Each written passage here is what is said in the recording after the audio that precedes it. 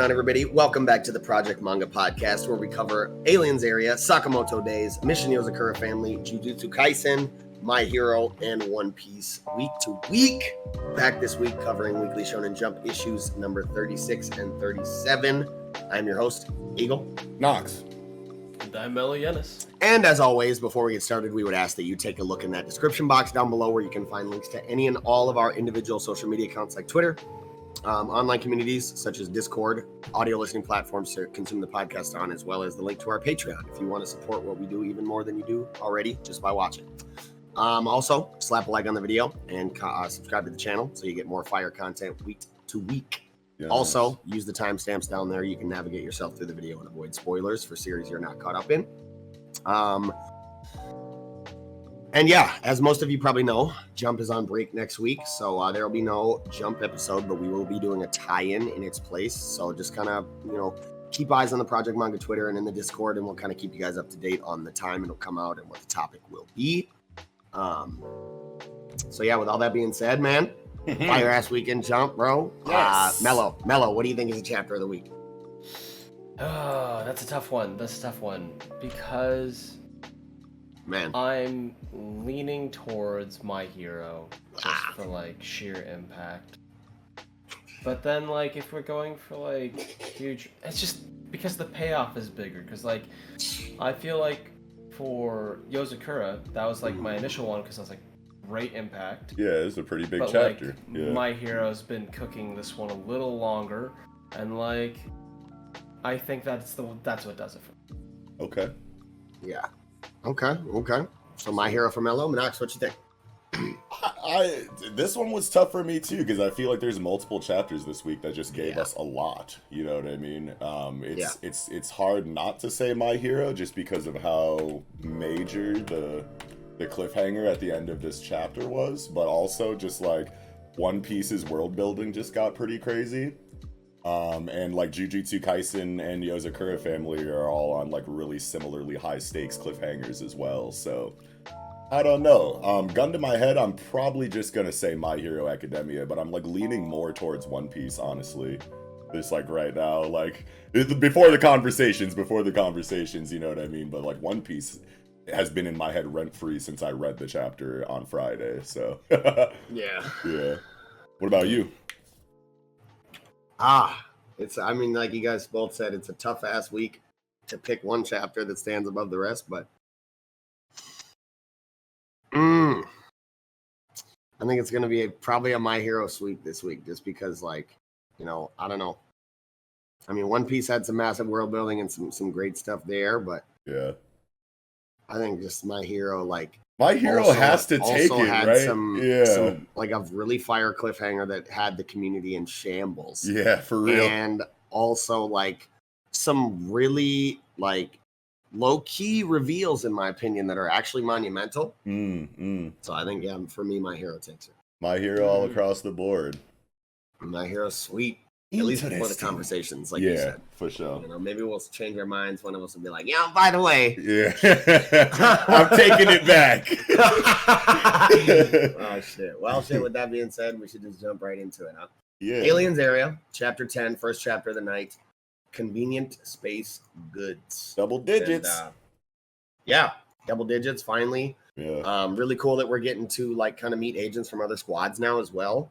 I really hope that we get some kind of multi-squad task force arcs and collaboration missions in the future, so that we can maybe get more familiar with these interesting kind of side characters that we get to meet in this chapter. Yeah, it's a big question. We're introduced to them right now and we're interacting with them right now, but are we going to be with them on the field anytime soon, or is it just going to be for this training and then it's going to be some more Tatsumi and Shiraku, or at least Foreign Affairs 5 stuff solo, for a while before we start getting extra areas of the organization involved in conflicts, actual conflicts outside of training? It's a big question, I want to say, because it's if the cast gets too big in these conflicts too quickly, then that can be a lot for some people. But also if we stay too isolated on Foreign Affairs 5 for too long, knowing that there's this other world building potential around it, or character faction areas of Foreign Affairs 5 building that could be there, then we'll wonder like when are they coming back? You know what I mean? So it's, well, but it feels good right now. The Ayashimon territory. Yeah, right. Like, we're not going fast enough here because people fucking attention spans are low, man. Yeah. But I love this chapter, man. It's like right on time, dude. We were wondering like in the assassin stuff, like, dude, the equipment stuff is finally, you know, we're finally getting, you know, breakdowns, like focused breakdowns of the equipment usage, and it just feels like it's right on time. Yeah, and even though we're not getting like an in-depth breakdown here, like I do really like the baseline kind of explanation that we get of how all equipment pretty much works across the board in terms of like, obviously there being a power supply and an output device. And then this at least kind of provides us a baseline strategy when it comes to like disabling them for the most part. Obviously, you can pretty safely assume that one doesn't work without the other, which we kind of saw in Shiraku's fight against Twin Blades, right? Yeah. I forget his real name, but yeah. And, that was a part of it. Yeah, Twin Blades. Yeah. Well, yeah, because the very end of it, I feel like he broke his output device, and he said something about it. He was like, "Oh yeah, now this is broken, so you're fucked," you know. But I feel like Tatsumi kind of gained a new respect for and appreciation for Shiraku's skill this chapter when he tried to use the fucking gravity control device. Yeah, he was like, "Whoa!" I was laughing my ass off, like, bro, you can't just jump straight to the big dog's tech, man. Right. You're too green for that, bro. Right. Like, dude, you're green for that. You're brand new. Like, relax, bro. I'm pretty sure there was dialogue that said that this stuff is like really high learning curve before they. Shiraku said like you basically need to go through astronaut training in order to like control this. He says on page 12. How do you control the Shiraku? And he says, you need special training like what astronauts receive. My output devices and my walking stick. Sometimes you can pick a specific. Yeah. So yeah, it's definitely a high skill floor. Yeah. Equipment. Yeah. Is this on page I guess it's not really page 9. Page 9 is when he uses it. But like when he opens up the suitcase and shows the katana, you know, handle and the gun, I'm wondering if that like gun is like a cricket reference to Men in Black, right? Remember how they had like the noisy cricket, like the super tiny gun, and then like Will Smith was like, "What the fuck is that? I want the big dog. Like, what do you mean? Give me the real gun." And he was like, "That is a real gun." And then when he finally had to use it, he fucking shot it and went flying down like 3 city blocks and was like, "Oh nah, this is the one." So I'm like seeing this tiny pistol shoot a big, you know, bullet. Not really a big bullet, but it was like a displacement wave. Yeah. It was a nice sized bullet, especially for a gun of that size. Yeah, there was some recoil on it. Stopping power. Yeah. And he does actually note specifically that most alien weapons are very powerful, but very power hungry, and so they've kind of rigged their gun equipment. You know, humans have. Oh, yeah. Reverse engineered it in a way where you know, we get multiple weaker shots out. Okay, so originally this was the cricket then, and they've just modded it to shoot smaller rounds or smaller impacts or smaller recoil shots. Yeah. I appreciate that because it helps it like bring it down to a level of technology that's comparable to like what Earth has. Yeah. And I really appreciate that in there. Yeah, plus you can't just have it be like the actual like noisy cricket, you know what I mean? Like you can have the reference, you can make it feel like Men in Black, but you have to like tweak it to some degree to where it's not just the actual thing again, you know what I mean? Like yeah, and the line of dialogue for it is like really good on that. Most alien weapons are powerful but very power hungry, but we've rigged ours for multiple weaker shots. Like that makes sense for humans to do.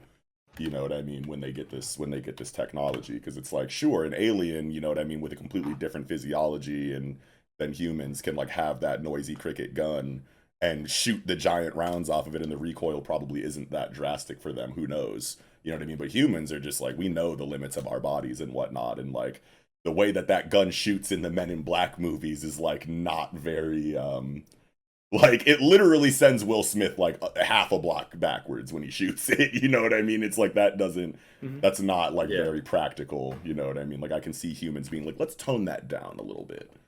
Right. Yeah. It does definitely look a lot like it, though. Yeah. I just kind of looked at the picture of the noisy cricket. Yeah.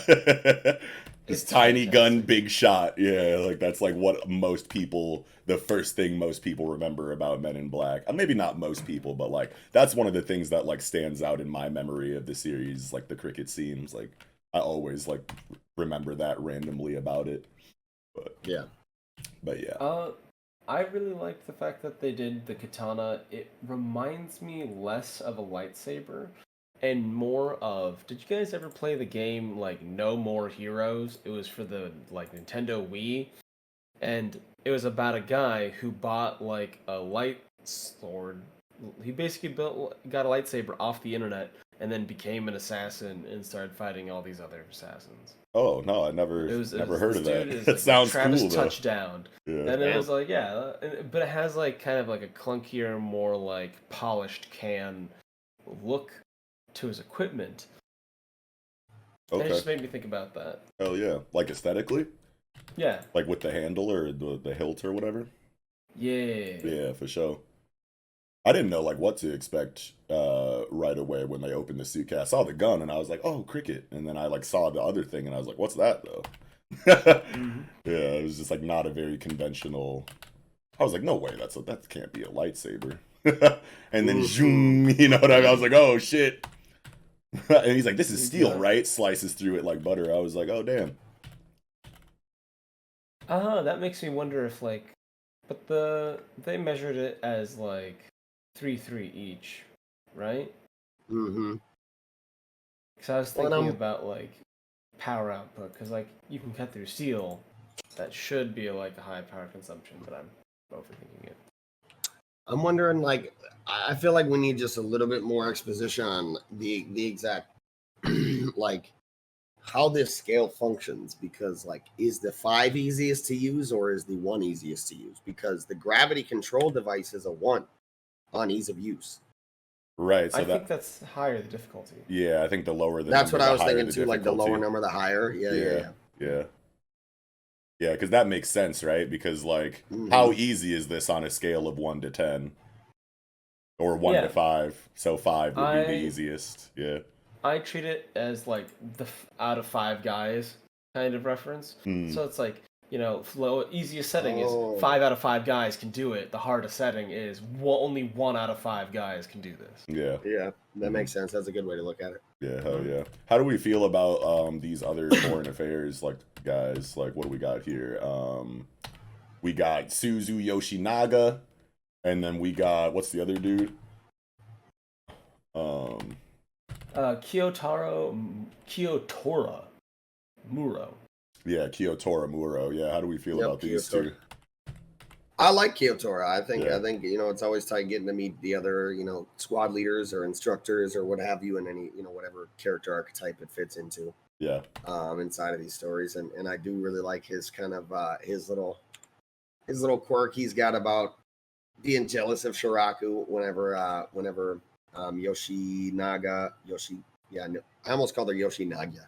Yeah, because that's how she introduced herself, and they were like, yo, she's stuttering, get it together. Yeah, whenever Yoshinaga, like, kind of, it's like, oh, Shiraku's so cool. He's like, my jealousy. Yeah.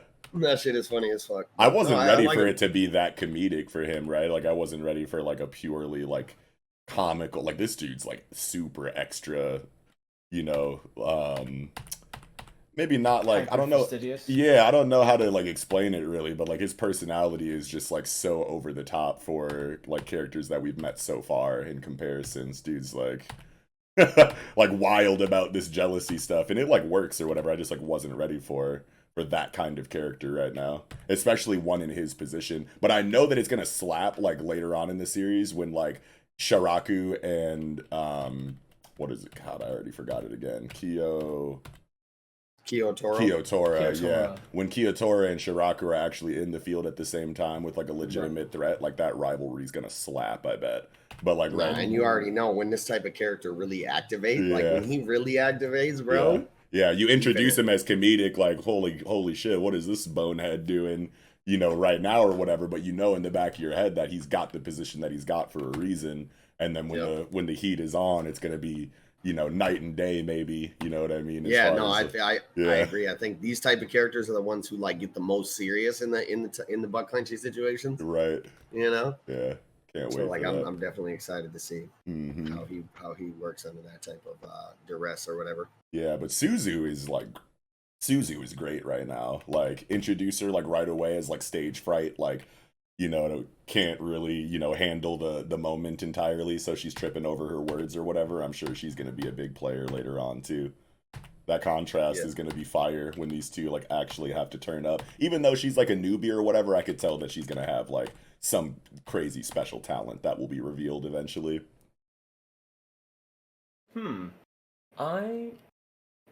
Okay, so totally agreeing on like the Kiyotora moment about like how his character is super extra, because on like page 11, he's like, I made a list of common equipment. I made it when I was a recruit. This guy is grown.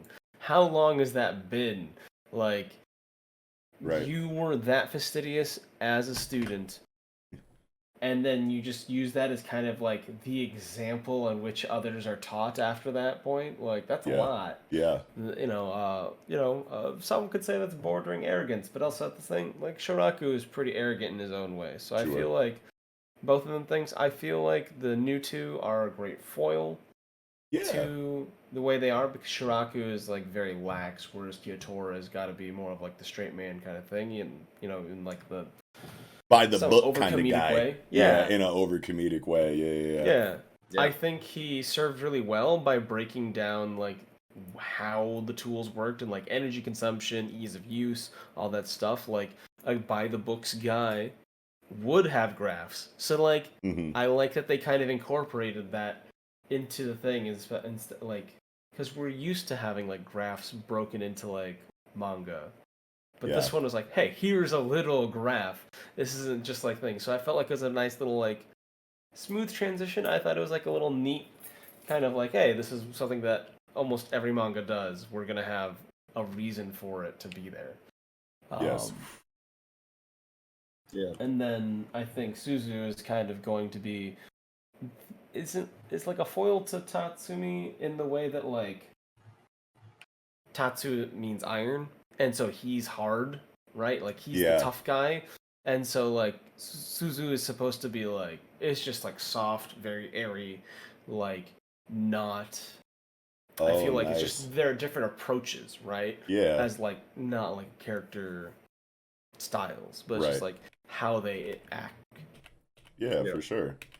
And I'm curious. Yeah.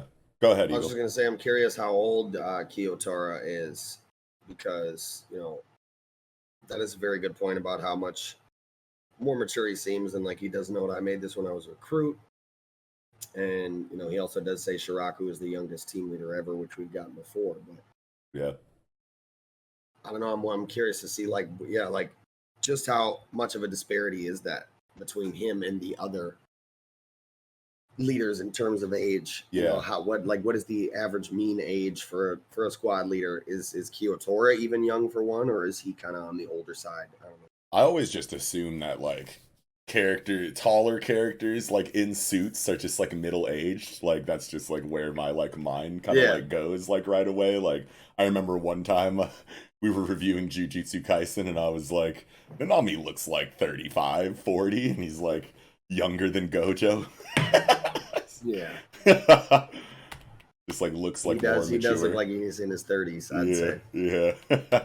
But yeah, who knows how old this guy is? Like I want to assume he's at least like mid 20s. But like how old is Shiraku? Did we even get his age? We just know he's the youngest, squad leader ever or whatever. Yeah. I think he's just the youngest ever. Yeah, it's probably like 18. Specific age yet. Yeah, bet you he's like 18 or some shit, or like 19. Yeah. What if it's like a Leorio 21 at the most situation? Yeah, Leorio. Where he just looks old as hell, and he's actually like, so you're the second youngest? Yeah. Yeah. Like, what? Like, how about you? Bet if like you're 2 years older than Buddy? Yeah. I remember in the Trick Tower in Hunter exam when he was like gambling with that like androgynous serial killer or whatever criminal she was. The one that was arrested for fraud. Yeah. She was arrested for fraud.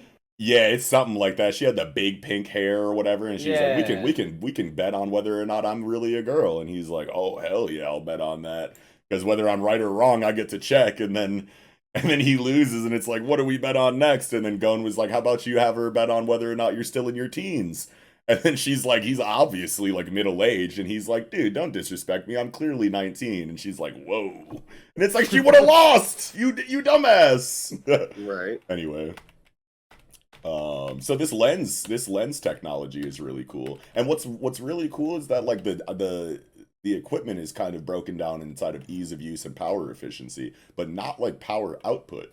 We don't have a power output reading on any of these. So No. yeah, so it's like when you see the lens and it's like ease of use 4, power efficiency 4, it's like, well, this is obviously the best item, like so far, because everything else is like kind of in the middle at 3. And that doesn't necessarily mean that it's the best, but it seems to be like the safest option, and it's probably that way because there is no direct power output. It can't actually harm anything. It's more of a support kind of, utility kind of equipment. It makes sense that Tatsumi would choose it because he already has a pretty dangerous weapon on his right arm. So why would he need a gun or a sword when he can just fucking jaw your shit from like a block away with Gomu Gomu no pistol? So like him choosing the bionic like eye attachment makes a lot of sense. I wonder what Suzu's gonna choose though. Did she choose this chapter? I don't think so.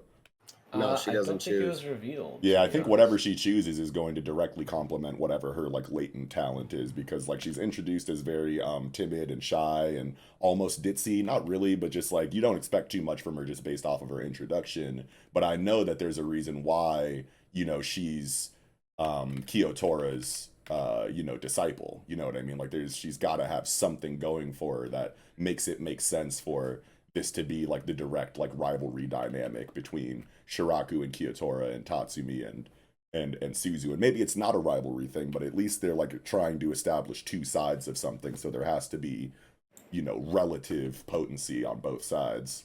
So I know she's about to activate whenever, probably next chapter, we'll see. She'll be like, I choose the sword, and then she's just gonna, you know what I mean? Like go, like that's her one thing is like swordsmanship or something. It's like, motherfucker, I got one trick, and I can't be beat with this one trick. Yeah, or maybe she's just a drastic sharpshooter, and she chooses the cricket, and she's just nasty with that. Something. Yeah.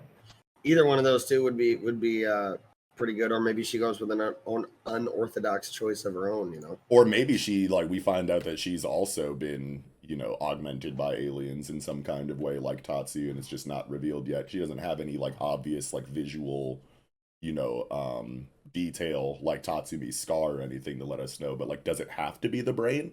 Does it have to be, like, some kind of visual cue, like, on the face or head somewhere? I don't know. Yeah, I don't know. That's a good question, and I think, I'd be curious to see. First off, like you said, I do love the fact that he chose the lens. Yeah. Right? I think it definitely fits best into his kit, his pre-existing kit already. Like you said, he's already got, like, the kind of multifunctional weapon in terms of the dark cells, so yeah. I think using the lens in combination with that is definitely going to augment his already existing abilities. Hell yeah. Really, really well. So I'm definitely excited for that. And in terms of like the scanner, the identification, the species identification, I'd be curious to see what his reading shows up as, being that he does have the alien dark cells inside of him. Yeah. Maybe he's 99.8 as well. Because I'm really suspicious that she is also either an alien or has the dark cells, because it says 99.8% Earthling. And he says, it was just suspicious to me that that Kiyotora was explaining this. He's like, that's lens, it reads brainwaves, does this, does that, and also identifies species, although it isn't perfect, because I know you're looking at my girl right now, and I know she's an alien, and I don't want nobody to know. Yeah, maybe that 0.2% is the fact that she has been, she has an implant or whatever, you know what I mean? And maybe having an implant takes away a certain percentage of earthlingness, because you're like technically part alien now because you have alien technology inside of you. Maybe that's what that's saying. Maybe if somebody else put the lens on and looked at Tatsumi, it would say 99.8% for him too, or like some kind of percentage around there because he has been augmented with alien technology or whatever. Yeah, that's interesting. I guess I didn't even really think about that. That's really cool. And like it makes even more sense for Tatsumi because it's like, as far as like we were already kind of talking about it, but like as far as combat goes, it's like he obviously has the arm and he's very new to this kind of thing. So having the lens be kind of like make up for his lack of experience in the field by saying now you can just look at things and know what's an alien and what's not. Whereas like Shiraku, you know, or somebody else that's a lot more experienced can probably just tell through experience. You know what I mean? Like, oh no, this alien, the way that they're kind of like moving, you know, is kind of weird. They might look like a human, but like, you know, demeanor and body language says otherwise. You know what I mean? Like Shiraku probably doesn't need the lens. You know what I mean? Kiyotora probably doesn't really need the lens. You know what I mean? People that have been around for a little bit longer, you know what I mean, probably don't need it for that. But I mean, while Tatsumi's brand new greenhorn, that's technology that will immediately help him cover, you know, or supplement the fact that he is so new and probably doesn't have, you know, definitely doesn't have the same kind of experience that everyone else has when like detecting, you know, aliens out in the field. Or maybe most people have this lens when they go into the field or something. But I know that you only get 3 pieces of equipment, so like maybe not. So like that just makes sense for him. And it shows a lot, like, you know, it says something that he chooses that out of everything. You know what I mean? He doesn't have to be told, like, yo, you already have a weapon, so choose the lens, and here's why. His intuition kind of just brought him to the lens, and we'll probably obviously get his reasoning for it in the next chapter. And that'll do a lot for Tatsumi, like, as a character, to get that breakdown and to see his thought process on that. So I like the intuition that we get in this chapter for him. Yeah. I totally feel that, actually. Yeah. Because, like, the previous chapters leading up to this was just being like looking at things and things not being as they appeared, or like trying to get like good read on the situation and just having like an uncertainty presented to himself. Like the biggest obstacle was uncertainty. Right. So I think that having the lens is a great move. Yeah. Plus I think it'd be interesting because then he can like use zoom to like keep an eye out, notice threats before they're coming, and like be better prepared to like guard his teammates, because he's basically kind of being set up to be like the shield for a group, a tank. Sure. Yeah. And the zoom on the lens could probably help him inside of his like long range combat by like just helping his accuracy out if he wants to hit something from farther away with his stretchy arm. He's got like that zoom in effect so that he can like snipe shit better from far away. Oh. Yeah. I hope he does the thing that like Parasite did, where they threw rocks as a form of sniping. And because with the rubber arm, he can get some real torque on that fastball and just dome people. Yeah. Zoom on, that'd be amazing. Yeah, and it's just that'd like, be cool. It's like, you have alien technology. How do you kill them? Like a caveman. Yeah, unga boonga. Go rock. Earth sends its regards. Yeah. Like, I think the lens is nice as fuck, low key, because I mean it has the zoom, it has the night vision, it has thermography, has the identification, like, so it's obviously gonna help him a ton in terms of like, I feel like you look at that phone booth spaceship, it's gonna tell you it's a spaceship. Yeah. You know what I'm saying? Type shit, yep. Like you were saying, it'll help him in terms of like learning what's what, identification, you know, getting more experience. But I think this is, I don't know, I think this is something that would be useful even deep into the field. It's maybe just people get different inclinations on equipment they want to use, but this is something that, in terms of like espionage, would be a perpetually useful item. Yeah, and it does make sense that, like, considering that it's got such a high ease of use and power efficiency, it's like I wonder if like a bunch of people are using this technology. You know what I mean? Like, no matter how high up on the, you know, on the totem pole they are, you know, inside of this organization, because it just feels so good as a utility item. You know what I mean? But at the same time, it's like, well, if you're wildly experienced with, you know, alien hunting or just alien affairs and whatnot, do you even really need the lens? Because like I was saying earlier, the longer you've been a part of the organization, the easier it probably is to point out those like anomalies. You know what I mean? Like, that's an alien ship, that's alien technology. Like, you could probably just like you know, with experience, kind of just figure that out on your own without the help of lens tech. So maybe most people that are higher up don't really use it, and maybe it's just like a beginner thing to help supplement, you know, the fact that you're new and don't know everything. So you need that help. Yeah. I mean, like I said, I think the other aspects of it kind of transcend that. Yeah, you're right too, because zoom is just like good no matter what. Night vision is obviously thermography. Yeah. So like I feel like if anybody on the higher echelon of things wants to still use it, those would be like the aspects of it they keep it for, you know, because they're like, like I get night vision with this shit. You know? I can see. I work in the night a lot. Yeah, yeah. So doing night raids. Yeah, night raid. Oh shit, Akame got killed. Hell yeah. Man, I like it. I think that Suzu is probably going for probably the gun. Right, because we got a martial artist girl. We got you know, Kiyotora, which we don't really, you know too much about. He said he did kendo, so. Oh, he's into kendo? Okay, so he's probably got the katana then. Or it's some kind of, I mean, obviously this is like beginner stuff, but maybe there's like an advanced version of the katana or something. Like, motherfuckers are gonna be using swordsmanship like higher up on the totem pole for one reason or another, and I doubt that they'll all be using this like entry level you know, katana or whatever. But like, he could definitely be a swordsman, especially if he already said that he was into kendo back in the day, so that'll be cool information to get. But we got a martial artist girl, we got Tatsumi with the arm, we know what Shiraku does with his technology, so like it makes sense that she would choose the gun, because like just process of elimination. Oh no, he says Tatsumi was in high school kendo. Oh, so he was saying the sword would be a good option for him. Okay. Well then, yeah. Oh, no, because I was thinking about how Kiyotora says, I feel an affinity with you because you did high school kendo. So I felt like that sort of implied like a background with kendo. Yeah, it does. Just like through context clues. But I may be off my read.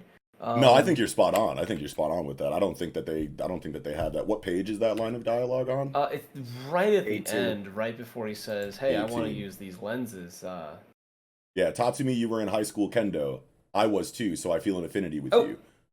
Yeah, he's definitely and that's a swordsman. Superimposed over the sword type optofluidic weapon. Yeah, he's definitely a swordsman. Yeah, so just process of elimination says that Suzu will probably get the gun. Man, but there's one thing I wanted to touch on right away before I forget, to be honest. Yeah.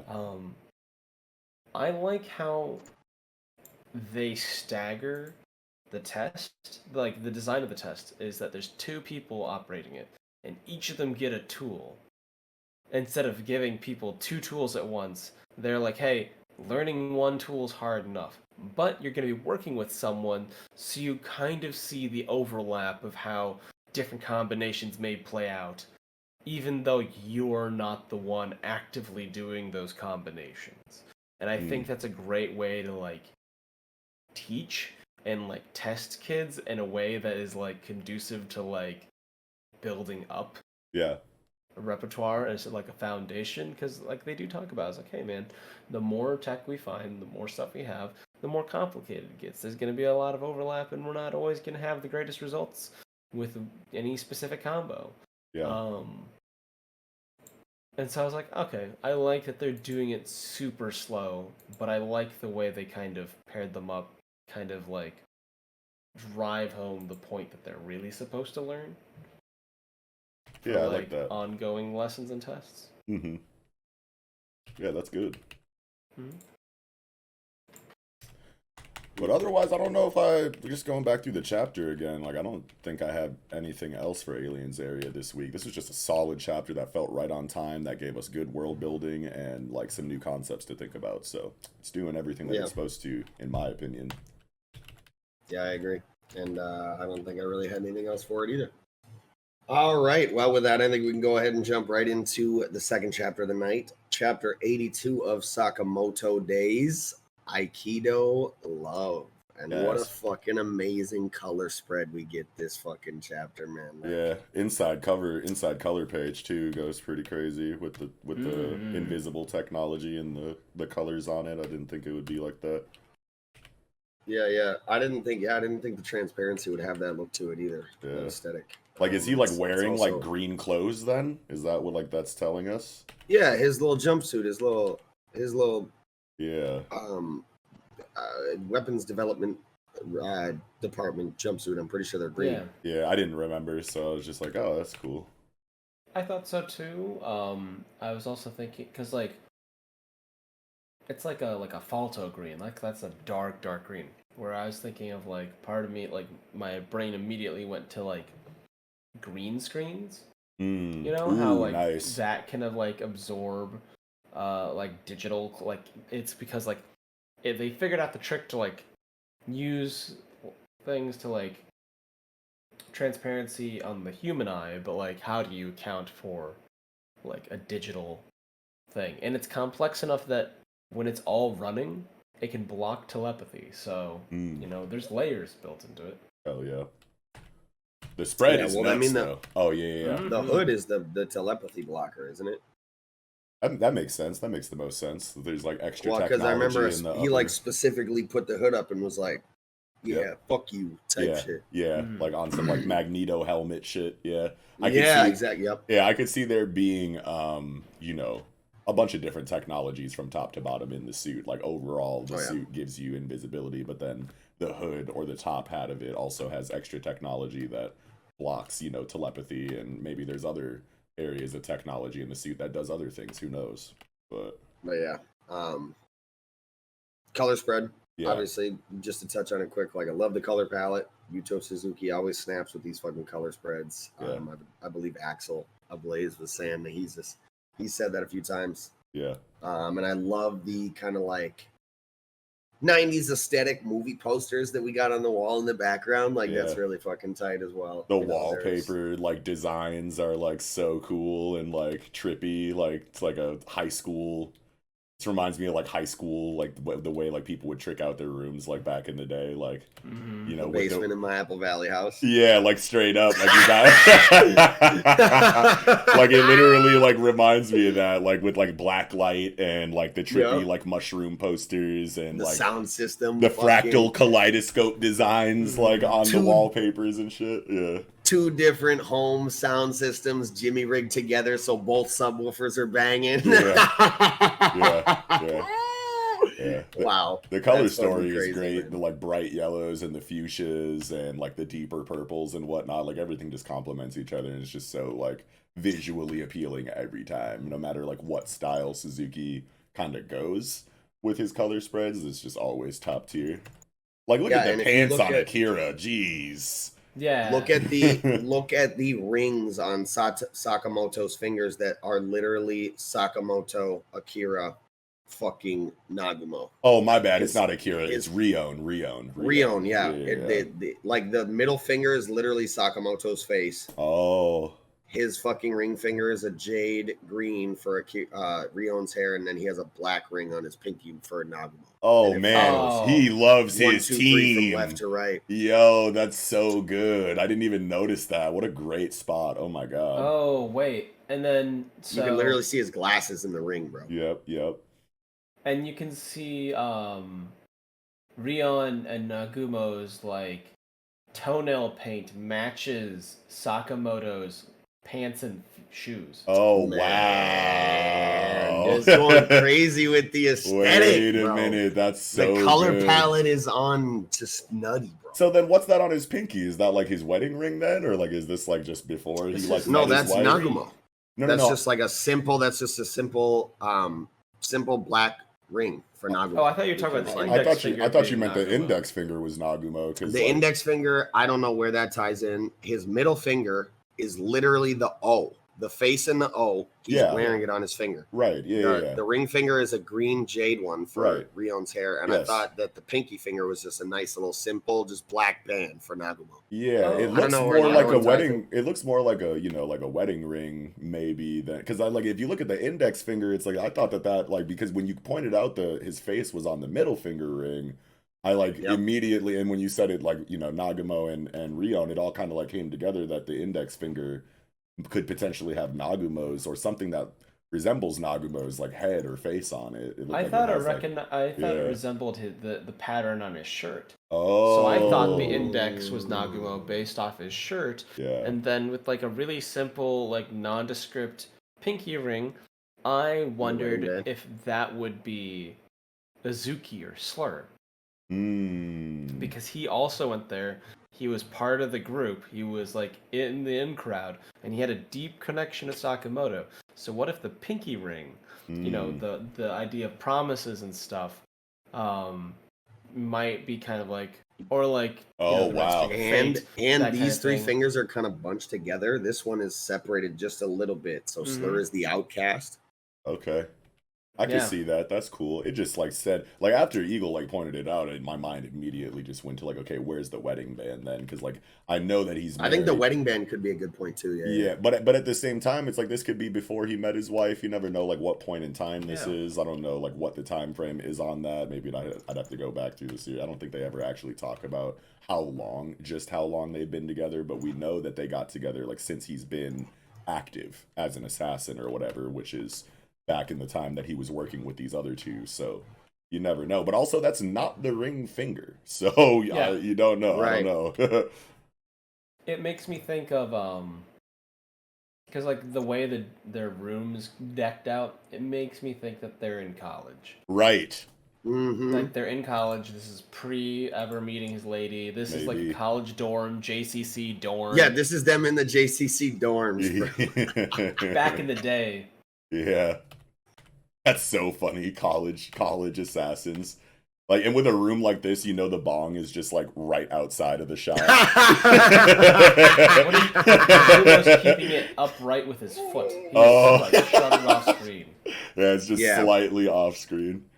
Funny as hell. God, this is like beautiful. Top 3 color spreads for sure. I love this one. Yeah, and that ring aesthetic is crazy. That ring tie-in is nuts. Yeah, that spot was insane because I definitely missed that. Like I knew that he was wearing rings, but I did not give any more thought to it than cool rings.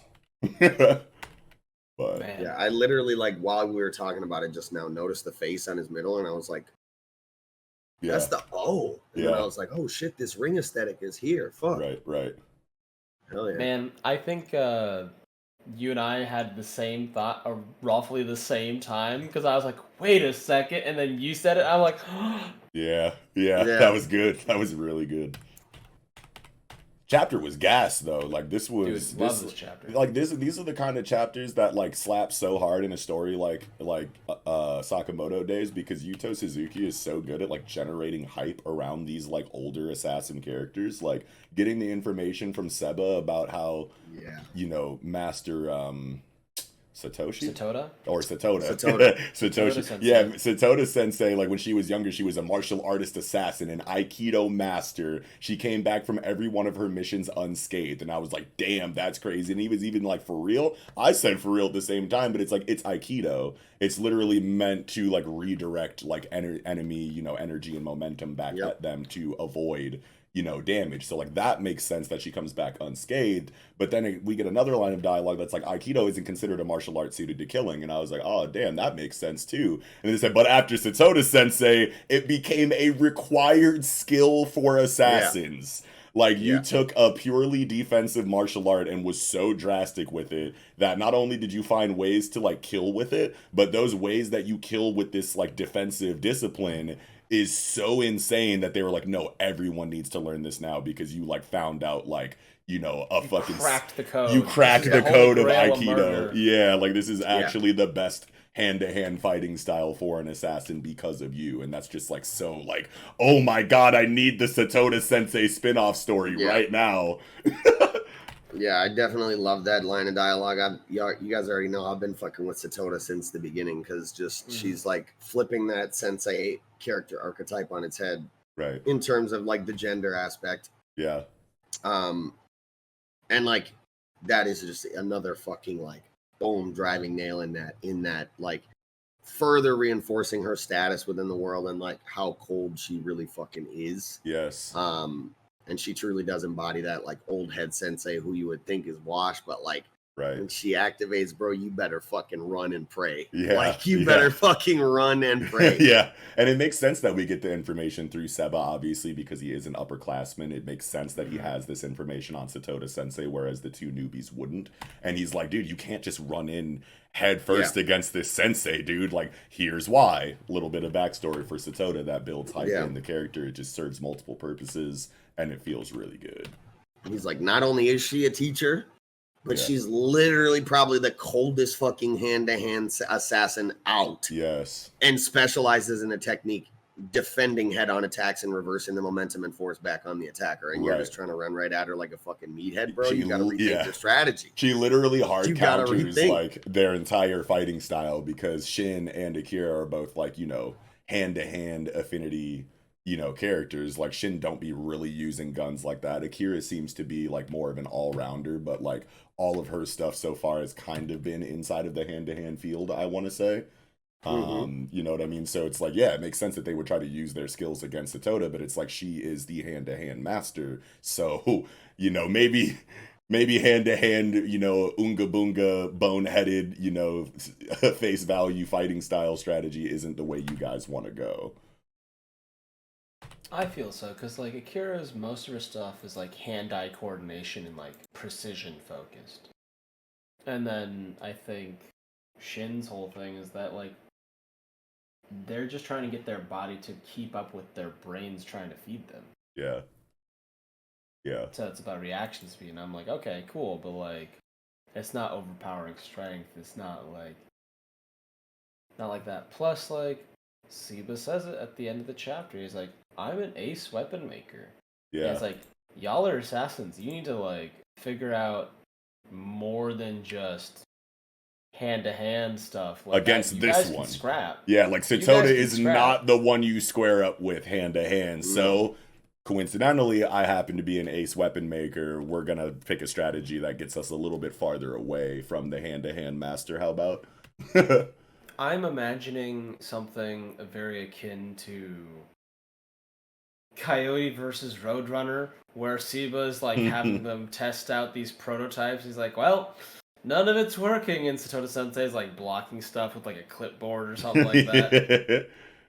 Yeah, I could see that. Snatching, like, just like, I don't know, like palm redirecting and like doing kind of like almost like a waterbending like palming thing against like a rocket and just like send it back to them. Yeah, flowing water crushing rock type shit. Yeah, right. Because they come back unscathed from everything, and like that's in a world with guns. Yeah, that's in a world with like hard boils, rocket gauntlets. There's a lot of stuff out there, and so like being able to like redirect all that seems really, that's on the table, right? Like that's exciting. And then the way they're talking about how it being incorporated into murder and stuff, because I know that like if you do like judo or something, if you do judo on the streets, you're throwing people straight onto concrete ground. They're not getting up from that stuff. It's pretty lethal. A lot of the time, so, like, the Aikido, I could see the whole thing where they're just like, I'm just gonna bash you against, you know, the floor, or like catch you along the like, corner of your hallway, or something like that. Throw you into a wall, throw you into a ceiling, throw you onto the ground. There's a lot of hard things, you know, typically in the environment around anyone at any time that Aikido. Most things are hard. Fighting styles. People aren't. Yeah. Right. Exactly. Yeah. Well, and it's, I mean, shit. She could literally just be like, blah, put you on your shit, and then just be like, bah, one shot to the fucking dome. Yeah. You know what I'm saying? Mm-hmm. Yeah. Easy peasy. It doesn't mean that she only fights you with hand to hand. That's just her specialty. And maybe once she has you in a, you know, in a state where you can easily be executed after hand to hand combat, she'll just dome pop you with a Glock or something. I can see that too. I like this scene where we go with Mafuyu and old girl into, you know, Slur's hideout or whatever, because it's like we knew that at least it made the most sense that they wouldn't just obviously go along with whatever they were doing, you know, from jump, because they were clearly kidnapped. So like naturally, like unless there was some like crazy monologue or, you know, something from Slur that rallied them over to their, you know, their side and kind of like changed their outlooks on things to the point where they would want to cooperate, willingly or whatever. Like this attempt at a breakout had to have happened. You know what I mean? Like this was eventually going to happen because they were brought here against their will. So naturally they would be thinking of ways to escape unless they were swayed to to Slur's side, which they obviously haven't gotten yet. We got like one scene where everyone kind of introduced themselves, and then that was kind of it. So it's like, okay, eventually they're gonna be like, let's get the fuck out of here, and we got that in this chapter. But just like how funny it is, and how like their personality quirks are like still coming out in such like a high stakes kind of like butt clenchy kind of situation. They're kind of like nonchalant about it. You know what I mean? And it's like, no, you have like a lot to be worried about, like trying to escape from this place. Like these are the highest tier villain assassins in the fucking world right now, and you're in their base. So like escape should, seem a little bit more tense, I want to say. But I think that just goes into like the kind of like airheaded, like, kind of nature of these assassins in general. Like they can like kind of nonchalantly like breeze through these like really like tense, like clenchy, kind of situations just because of the world of assassination, just kind of breeding these kind of people. You know what I mean? Like Gaku's just like sleeping on the floor and she falls on top of him. And it's like, what, did he really not wake up from that? Or is he like really, like, do you think that he like actually slept through that? I don't know. Like, what if she was coming down with a knife? Would he just like feel that and that would wake him up and he would dodge or something? I don't know, but that feel seemed the to killing just intent. Yeah, maybe feel the killing intent will wake you up. I don't know, but I was just like, like, did he sleep? Did he fake sleep through that? Like, just because it's Gaku, or like, did they really not wake him up? It's just like, man, like these guys are like so laid back, considering like the circumstances that they're in. It's like this is just Honestly, this is the way that people are in this story. Yeah. I liked it because it was basically like the rule of three, and like they're trying to escape. They see Gaku, trip over him, that's one. They see Izuki, that's two. Kishima, that's three. Boom, there's the payoff. And like it scales from unaware to potential detection to detected, and I thought that was like a nice like ramp into the scene. Yeah, for sure. And we knew that she was eventually going to fall in love with Slur because we needed a replacement for Sakamoto. We definitely called that. I feel like most people who read the series probably knew that this was going to be a situation that we eventually got, obviously. And she's like, oh my god, wait a minute, I'm falling for him. He's so like nonchalant and carefree despite talking about such macabre things. Like, that's so hot. And I was just like, yep, right on time. Yeah. So I wonder, if Akira, if she sticks around. That's not even Akira, but I can't remember her name. Torimaru. Torimaru, yeah. I was like, wait a minute, Akira. Are we back to the beginning of the chapter now? It's Torimaru. Yeah. I feel like they definitely needed one person to be suspicious, and Mafuyu already has that in spades.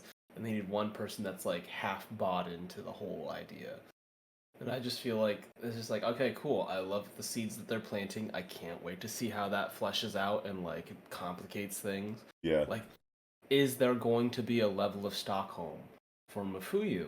Is he going to have to deal with that, or like be like, fuck all these guys, but like Torimaru is like, gullible to pretty faces, but they're not bad. But then like Torimaru could still try to stop him. Yeah. And I like on fandom shift. I like on 15 and 16 how they try to like run away, and then Kashima's like, nah, the bathroom ain't that way. And then Mafuyu accidentally steps on a cockroach and he's like, kill me, I stepped on a cockroach. Kill me! And Torimaru's like, God, this isn't the time. And then all of a sudden Kashima's like, dude, what the fuck? You stepped on a cockroach. And it's like funny, but it also has something like very interesting to say about Kashima's character at the same time, where he's like, no matter how small a life is a life. So if you're going to kill something, then have mercy and like actually destroy it and kill it and snuff its life out and don't let it suffer. And it's just an interesting take to get from a cold-blooded serial killer that's supposed to be like villainous and antagonistic, which they obviously are, but to give him, a level of writing like that, like, hey, no matter how small a life is a life, it's like, okay, so you do care about, life to a certain degree, but if things that you have decided are worth dying, then that's fine, which is obviously like screwed up in its own way, but also to not want things to suffer if you're going to kill it, says a lot about the character too, even though this is a very comedic scene. Yeah, I think you're definitely right. That was something that I was going to note as well. It's always interesting in stories about like assassins or killers or where they exist, where you get the different characters, ideologies and philosophies on killing and taking life and the way it should be done. Right. And a character like Kashima is definitely personally probably my favorite character archetype inside of that. And so I was definitely eating this chapter with the Kashima action that we got. Yeah. And obviously it was funny as fuck too. I was literally, I think I laughed out loud when Mafuyu was like, kill me! I stepped on a cockroach! Yeah. It's so fucking it's so perfect for his character. It really is. Oh my fucking God. And like the way it was inserted into this like really high stakes tense situation, where he fucking going for a walk and they're like, dodge back. You know what I'm saying? Kill me! I was like, oh my God, that shit was funny as fuck. Yeah, it's real good. And then just giving compassion to like cold-blooded murderers, and like even if it's like a tiny injection of it, you know what I mean? It just like adds to the complexity. The pathos. Yeah, the pathos and the complexity and just the nuance of the situation, you know what I mean? Because it's like whenever you have an antagonistic force, the more sympathy you give them, the more complicated the outlook is on the story, and that just makes it more compelling by itself. So the way that it's, kind of delivered through comedy also makes sense for a story like Sakamoto Days. So just firing on all cylinders. Yuto Suzuki knows his lane and he operates inside of it very well. The characterization's great. I love the fact that, like, in that moment of comedy, it reinforces the dread once he detonates the bombs. It's like, guys, I have shown you, in a small scale and a large scale, I do not do half measures. Yes. And I don't care who or what you are. I'll wipe you out the first time. Yeah. Yep. I'll wipe you out the first time. And it shows kind of like his overwhelming zeal, Yeah. Because it's like, if you're going to spare that time for a cockroach, I do not want to know the amount of effort you're going to spare for, like, anything higher than a dog. Yeah. Like... Yeah. It just establishes a cool dynamic where it's like, yeah, it can be funny and we can joke around and let out these quirky, personality traits in these scenes, but as soon as we take it seriously, there is nothing to be laughed about. You know what I mean? Like, this is not a laughing matter anymore once that scene is over and I can legitimately consider you a threat or, a liability. Like, the jokes are over and you're just dead. And we can feel that, you know what I mean? Like, the bathos or the levity does not take away from the threat. Yeah. And I would note Gaku still slumped. Page 819 after the explosion. A piece of shrapnel hits the ground right above his head. Yeah, and he's just still snoozing. Yeah. Still sleeping. Yeah. So I don't think he was woken up by that. That or he's really committed to just pretending to be asleep through bombs and fights and all this bullshit. Yeah, you never know. You never know. Actually, that might be an interesting kind of weakness in that, like, Gaku is just like a physical, like, reaction speed, like, mental acuity, like, powerhouse. Insanely strong, able to survive old man Takamura.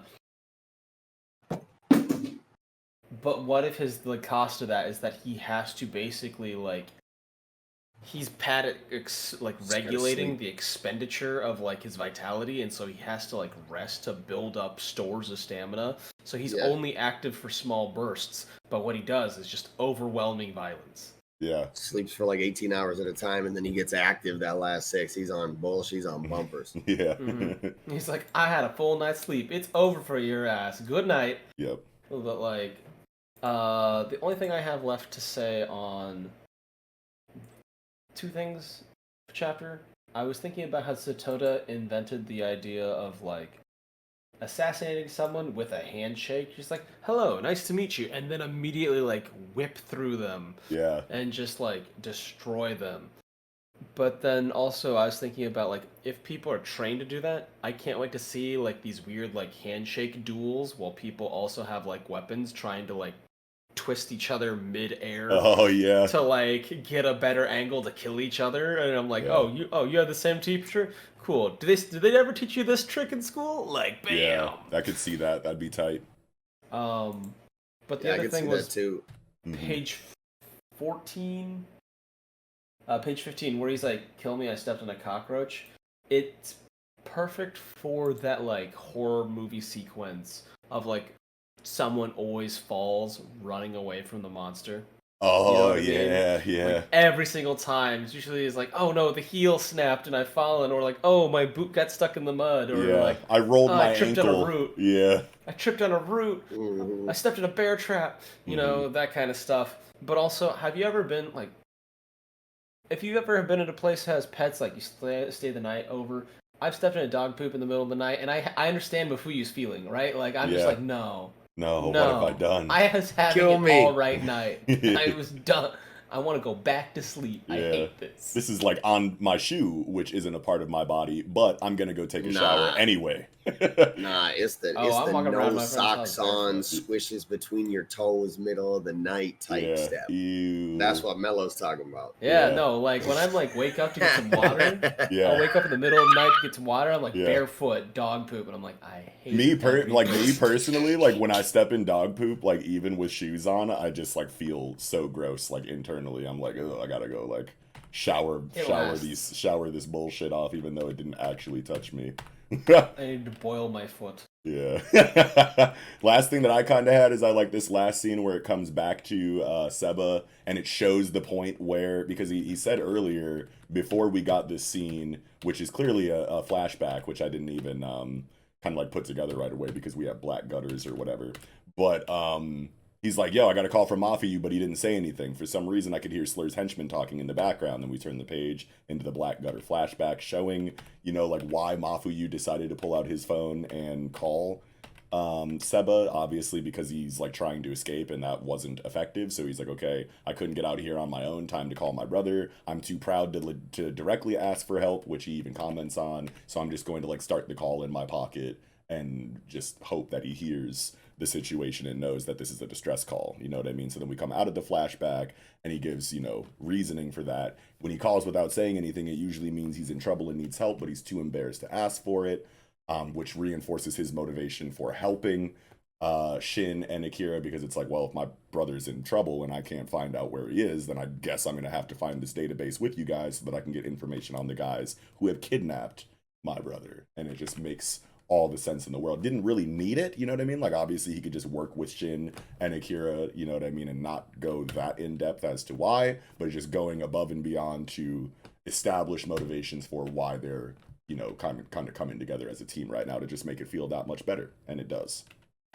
I like that the motivations are very concrete, because as much as I love building up a cast and, like, build up the squad, Fire Emblem style, come with me, all right. Like, I like having a little bit of meat and potatoes and like having like fictional consequences and like strong motivating factors. Yes. For like how we become this group. And I think that like this is going to be a huge bonding experience, and it made me think about how these three are going to be like their generation's like big thing. Like, Akira is gonna replace Rion, Shin is gonna basically take on the mantle of Sakamoto, and, like, Seba already has that kind of, like, unreadable, puckish nature that Nagumo has. Yeah, for real. So I just feel that they're, like, really stepping into those roles eventually. Yeah, it feels really good as parallels, for sure. But I don't think I had anything else for Sakamoto. Yeah, I think I'm good. Yeah, I think I'm about good as well.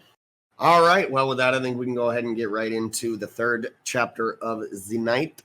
Mission Yozakura Family, chapter 141, Objectives. Yeah. And this chapter was, I feel, pretty straightforward, but also, like, pretty gas. I like... Super unexpected situation that we have here, because we've been talking about, like, what Momo's like actual goal was. We had a bunch of predictions about how he was gonna like pull up with the fucking Giga hacker, you know, like all hemmed up and shit. Like we were like so positive that it was going to be something like that, because we were talking last review about how Momo has to continue to give us things that make us worried about him. He has to continue to accomplish mini goals, you know what I mean, on the way to his overarching goal that we know that they're going to thwart. But in the meantime, like how much progress is he going to make? Like how much damage is he going to do along the way? And we had so many ideas of what that was going to look like, just for Gondaira to be like, nope, his whole goal was to fucking take control of Shinzo and fucking Futaba, the other two Gold Star assassins besides Kyoichiro, because he probably knew that he wasn't going to be able to get Kyoichiro. So he's like, whatever, I got two other Gold Star kids, and I'm after them. And that's just like, oh my god. Yeah. I really love this chapter because of the subversion, like you said, in terms of Momo's real plan. Yeah. It was so fucking good. Like, we all, like, were literally sold wholesale. Yeah. On that he was going to go after Giga, to really convey the message of how truly unsafe they all were when they're dealing with him. Yes. And I never fucking ever would have expected that he had some fucking sleeper cell plan in his back pocket. Yeah. Like, I was definitely surprised, bro. Like, great writing by Gondaira. Yeah, it was a red herring. I can't even. Yeah, it was a red herring. Like, I bet you Gondaira, like, you know, injected storytelling elements to lead us down a certain, like, way of thinking. So it's like, look over here while I cook this up over here. And it's just, I love when writers can do that so effortlessly. Yeah. My mind is, like, I can't even begin to speculate how the fuck he pulled this off, right? Like, my mind is going everywhere from, like, cells that he just got into them with this little barrage of things, all the way to him having, like, injected some cells into them very, very early in their life, if not right when they were born, for this purpose, if the need ever arose. Oh my god. Like, I feel at this point, like, we literally cannot put anything past this dude. Exactly. He's shown that his level of, like, capability and his level of, like, planning, bro, is just fucking god tier. Like, makes anything possible. And I just cannot praise fucking Gondaira's writing of Momo enough, man. Like, I feel like this is literally GOAT level antagonist writing that we're seeing right here. Yeah, and it's like, I was just talking with some people about it, about how, like, you know, My Hero Academia, obviously, you know, it comes to mind when you think about, like, the best villains in the magazine right now. You know what I mean? You have Shiggy and All For One that, you know, have received just, like, ridiculous amounts of, like, high tier villain writing throughout My Hero Academia. It's almost like mandatory that you know, use either All For One or Shigaraki when you're talking about the best villains in ongoing Jump, at least weekly Shonen Jump right now. And then obviously you have Kenjaku and Sukuna over on the Jujutsu Kaisen side of things that are just undeniable, you know, like up there in the top 2, like top 3 range. But then, like, what's after My Hero Academia and Jujutsu Kaisen in the magazine? It's Momo Yozakura. I would say so. It's literally Momo. Motherfuckers don't know about Momo, bro. Exactly, and no one, you know, like, this is still, like, a wildly underrated and underappreciated and, like, you know, pretty much, like, not talked about, at least in the Western internet manga discussion spaces that I'm a part of. Like, nobody is fucking with Mission Yozakura family, really, it feels like. And it's like they got, like, top 3 villain in their series right now, and no one really seems to know about it, and that's just crazy to me. I love how his plan was foreshadowed in what we discounted as the ravings of a delusional madman. He's like, you'll come around. You'll come around. You're gonna love me again. Yeah. You know, we'll be a big family all over again. Yeah, it's like, you don't really know. We're like, that's insane. And he's like, no, you will. You will. I have a plan. I have a 12-step project for each phase. It's gonna be great. Yeah. This man said, like, Echo, Lima. They said, like, yo, what the fuck, bro? Yeah. Jesus Christ. That is an interesting point that you just made, though, Mello, about how, like, when he's going through his, like, you know, unhinged, like, you know, monologues and whatnot in the chapters prior, you know, like, he's like, we will be a family again. And it's like, dude, you're fucking crazy, man. Like, these people are never going to be on your side or work with you no matter what you say or do. And he's just like, you didn't know that I had. Yeah. You didn't know that this was my plan to bring us all back together, is, like, you know, injecting some kind of, you know, and you never know because they keep giving new capabilities to the Sakuranbo. You know what I mean? So it's like when the Sakuranbo were originally introduced, they did one thing. Then as the story continues, we find out that they can do another thing, and then another thing, and then another thing. So it's like maybe this, like, barrage of, you know, Sakuranbo attacks that they effortlessly dealt with at the beginning of the chapter was literally just to get the fucking spores of the Sakuranbo, or, you know, like, disperse the, you know, like, some kind of plant-based, spore-based, you know, like, biology-based, you know, mist or something that they inhaled that activated you know, the sleeper cell thing. And it's like, yeah, you effortlessly cleared these fodder Sakuranbo in the first couple of pages of this chapter, but you don't know that by doing that, you put my plan into motion because you've now inhaled the spores or something to activate the sleeper cell program that I maybe implanted in you when you were children, or whatever, you know, Eagle was talking about earlier. You never know. Yeah. But it's just crazy to think about. Yeah. I'm thinking that he didn't go crazy until after his wife died, so I feel like it's not something that they did with the children. Oh, That's sure. Just a personal take. Sure, but, yeah, that makes a lot of sense. I feel like the Sakuranbo waves, there's definitely credence to that, because Koichiro didn't fight any of those.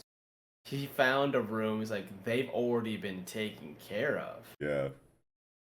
But also, when the Sakuranbo explode out of his hand, you can see that Steel Spider is kind of like, you know, slicing them up, and then Izumo's, you know, X-Acto knife is slicing a couple of them too. So they're definitely, like, if we are going with the idea that the Sakuranbo exploded and, like, put spores out, or whatever that, like, you know, caused this manipulation of Futaba and Shinzo, then, I mean, like, technically, you know, Kyoichiro is also exposed to that same thing. So I don't think it's like a whoever is there, you know, that's a Sakura or that's a Yozakura family member will be under the effect of this control just because they were in the room. It has to have been something that was specifically given to you know, Futaba and Shinzo, if we're going along the idea that the Sakuranbo are the cause of this.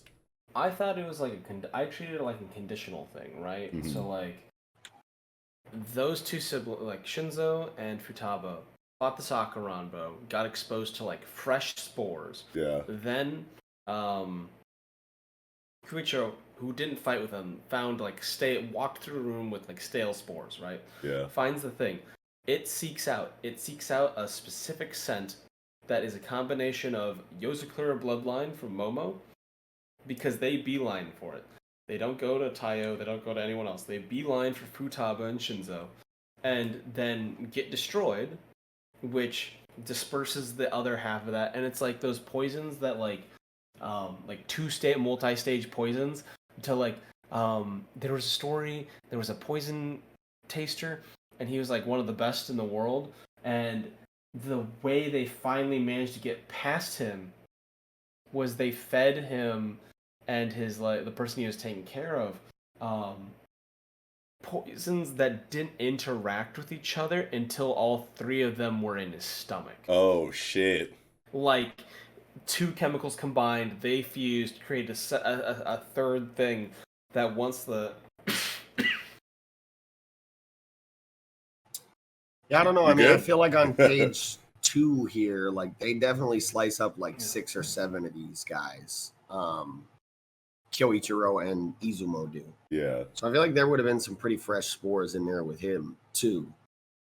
Being that they did, like, you know, you can see like next to Izumo on the left, 1, 2, above his head, another 2. Yep. Kyoichiro slices 1 and 2. They're both around his head, and it looks like there's even another one like right under his right elbow, under the speech bubble. Yeah. Off panel. Yeah. So they sliced up a good number of them. Right. So if it was like a fresh spores right now situation, it would either be like it would just have to be that he did not ever put whatever the first chemical maybe in that 2 chemical scenario into Kyoichiro.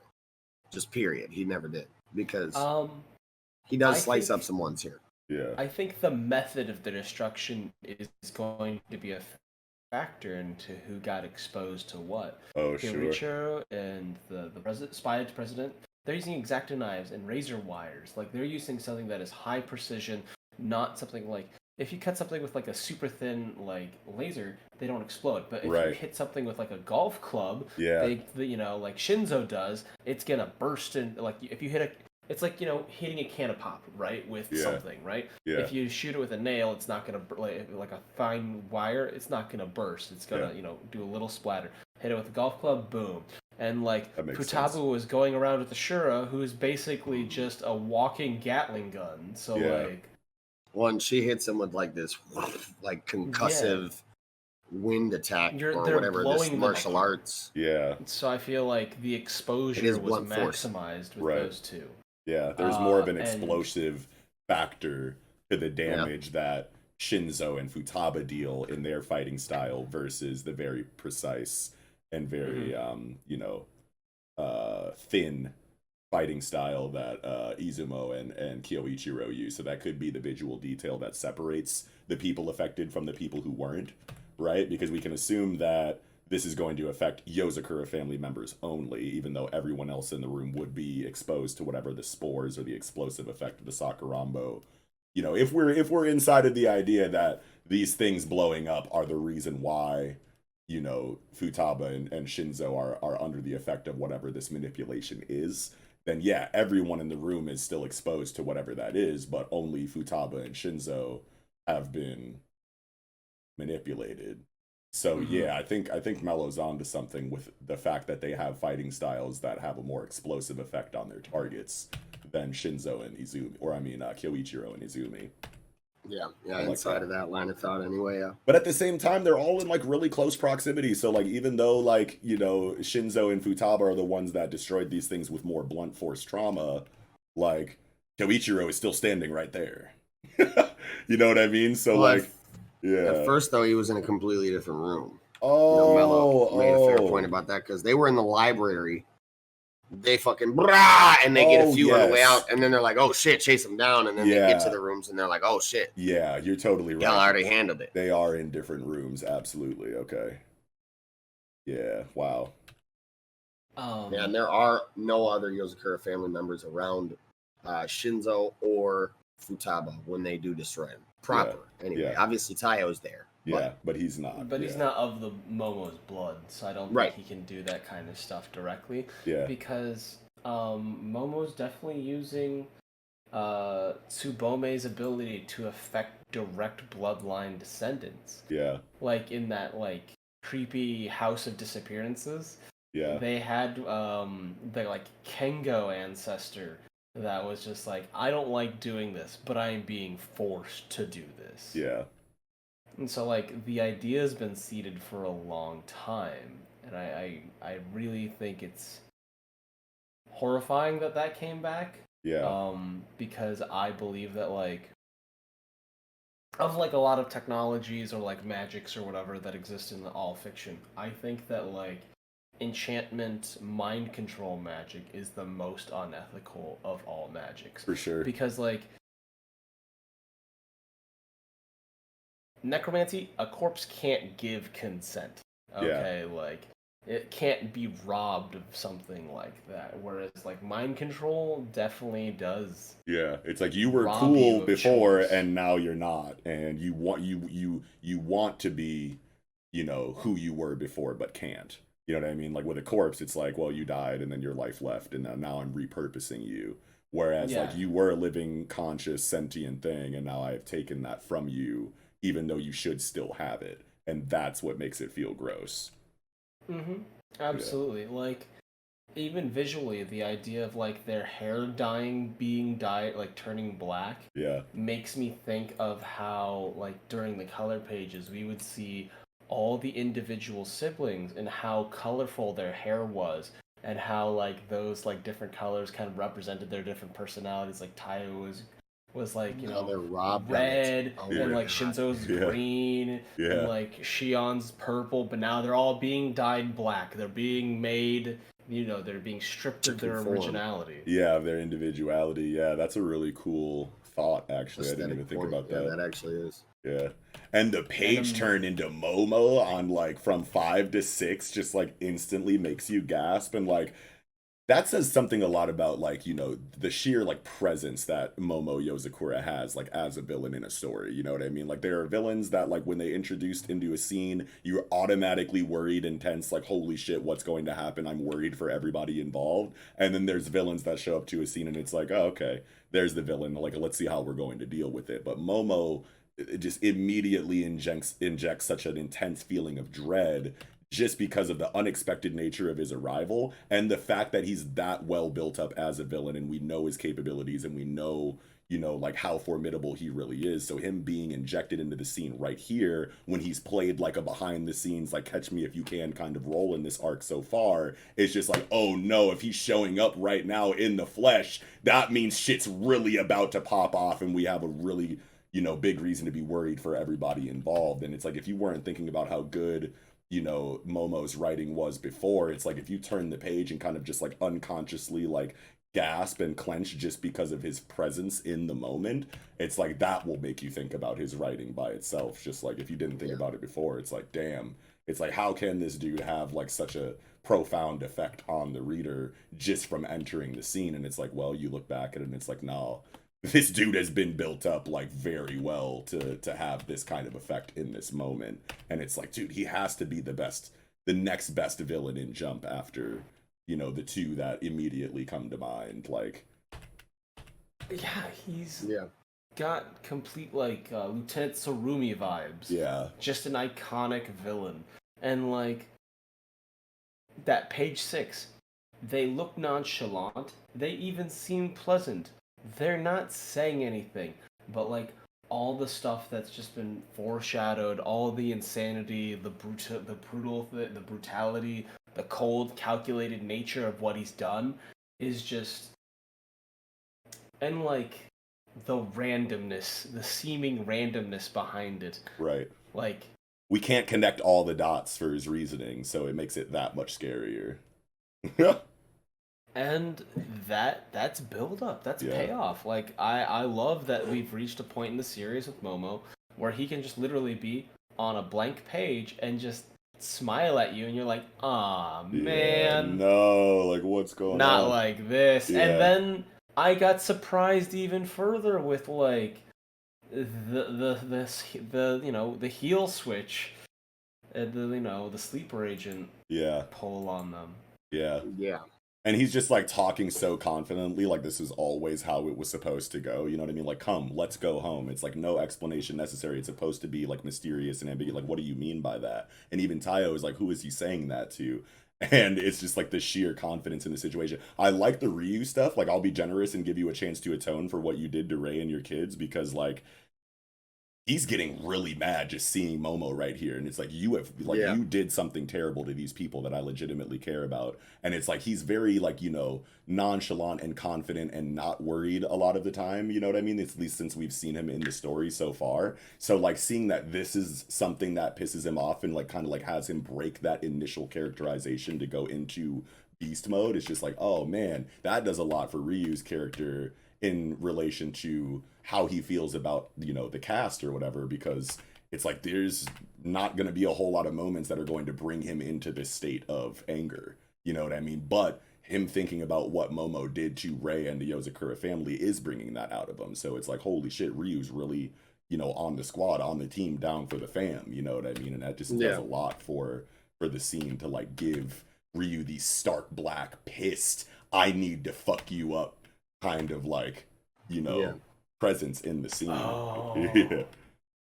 I just thought of something. So with the introduction of the gold ranks, and we were talking about how a lot of them had like these parallels with the main cast. Is this basically going to be a moment where it's just Tayo and the other gold rank members fighting a fully controlled cast of the Yozakura siblings? Where they weren't there to be parallels, they were there to be substitutes as like a sibling retrieval mission where it's just their replacements, and Tayo has to like learn how to like work with people that he doesn't know. He's like, I understand your gist, I understand that you're like this good and like you could replace that void, but like I've lost the ease in which they like I communicate and operate on the field because you're different people. And like the Yozakura family has been like seemingly impenetrable as like a full unit, so I want to see that unit be divided, conquered, altered, and so that they have more glaring weaknesses. Yeah, I like where you're going with that too, because it's like if Futaba and Shinzo have been kind of like taken off of the protagonist team and turned into obstacles for the protagonist team, then Ryu and Shura kind of coming in as their replacements to be on, you know, the side you root for is like a really cool situation, because it's like, I don't want them to hurt Shinzo or Futaba, but like they gotta be stopped. And it's like, these are basically like the gold rank character equivalents outside of the family that represent Shinzo and Futaba, so it makes sense as like a swap. You know what I mean? It's like Shinzo It's and funny that Futaba. it's juxtaposed too. You're right, exactly. Where Shura is Shinzo and Ryu is Futaba, really. In terms of their skill, in terms of their kits and their skill set. Oh, sure, yeah, absolutely. It is kind of inversed in that way. That is tight. Nice. I like that. Inversed is the word I was looking for. Yeah. I really do like that. And it just makes you wonder, anytime we get more background on these new gold rank members, they're like, all right, is Shion next now that we talked about Giga? Like, is Nanao next now that we have that, like, evil little stoner doctor? Yeah. Are there even going to be any more members of the Yozakura family that are controlled and manipulated by Momo? Is it just going to be Shinzo and Futaba for now, and then they deal with this, and then Momo has like another area of his plan that he decides to go with instead of trying to take over the entire family? Because like we can assume that this is his plan for the whole family, because this will tie back into his idea about how we're going to be a family again, and you just don't know why yet. So it makes sense that he would want to eventually extend this manipulation to the rest of the family so that they can be together again in his mind. But I wonder just how far that's going to go. Like, are we going to get to a point where it's just Taiyo and Kyoichiro, or maybe just Kyoichiro, you know, is the only one not affected? Or I'm sorry, Taiyo is the only one that's not affected. You know what I mean? And then like Kyoichiro is manipulated, Shion, you know, Kengo, like all of them, and then it's just like a Taiyo versus the family kind of thing, obviously with the help of other gold rank spies and Izumo and whatnot, but that would just be a ridiculous situation to get in Yozakura family if that's really where Gondaira went with it. Oh man. So I think that because the Sakuranbo are made from Yozakura cells, that the way they're manipulating the siblings is through all the somanine cells and organs that they have in their bodies. But that means Mitsume won't be as affected because she doesn't have those cells in her body. So there's a chance that she might not be mind controlled in the same way. Yeah, I feel like more members of the family have to eventually, because like, what do they just like stop the plan at Futaba and Shinzo, like right here, and then like that's the full extent of it? No, I feel like Momo definitely forced the issue because he says, we're going home. Where's Mitsumi? Home. What are the other siblings gonna do? Rush back home and try to defend Mitsumi. And that brings them into, you know, domination infection range. Yeah.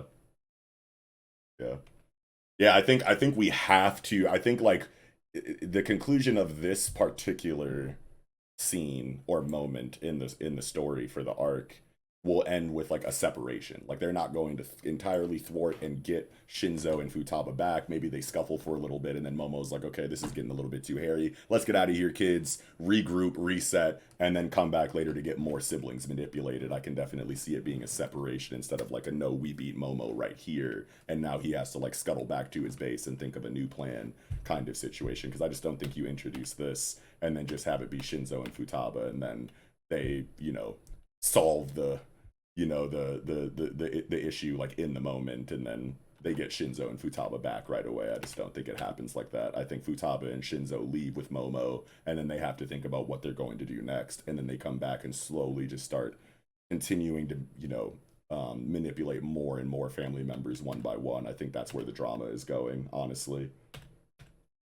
But I like this page 18 where Ryu's like brainwashing, mind control. Spies have dozens of ways to play others like puppets, but there is always a way to break that control. And Kyoichiro's like, you're right. First it was apprehending Momo, now it's rescuing our siblings. Only one more objective was added to our mission, that's all. And it just says a lot about the caliber of spy that can have the experience to know that, hey, this situation has gone entirely wrong and outside of our expectations, but this is how we deal with it in the moment. Don't let it overwhelm you. We have answers. They can still think logically despite the big boss of the situation, like the big final bad guy is in front of them, and whatever they thought was happening is actually not happening at all, and like all of their expectations have just been shattered, but they still have, you know, a strategic through line that they can grab hold, you know, of and give themselves, you know, the determination and the will in the moment to deal with it, despite being completely blindsided by Momo right now. So it's like a gold rank spy flex that they can remain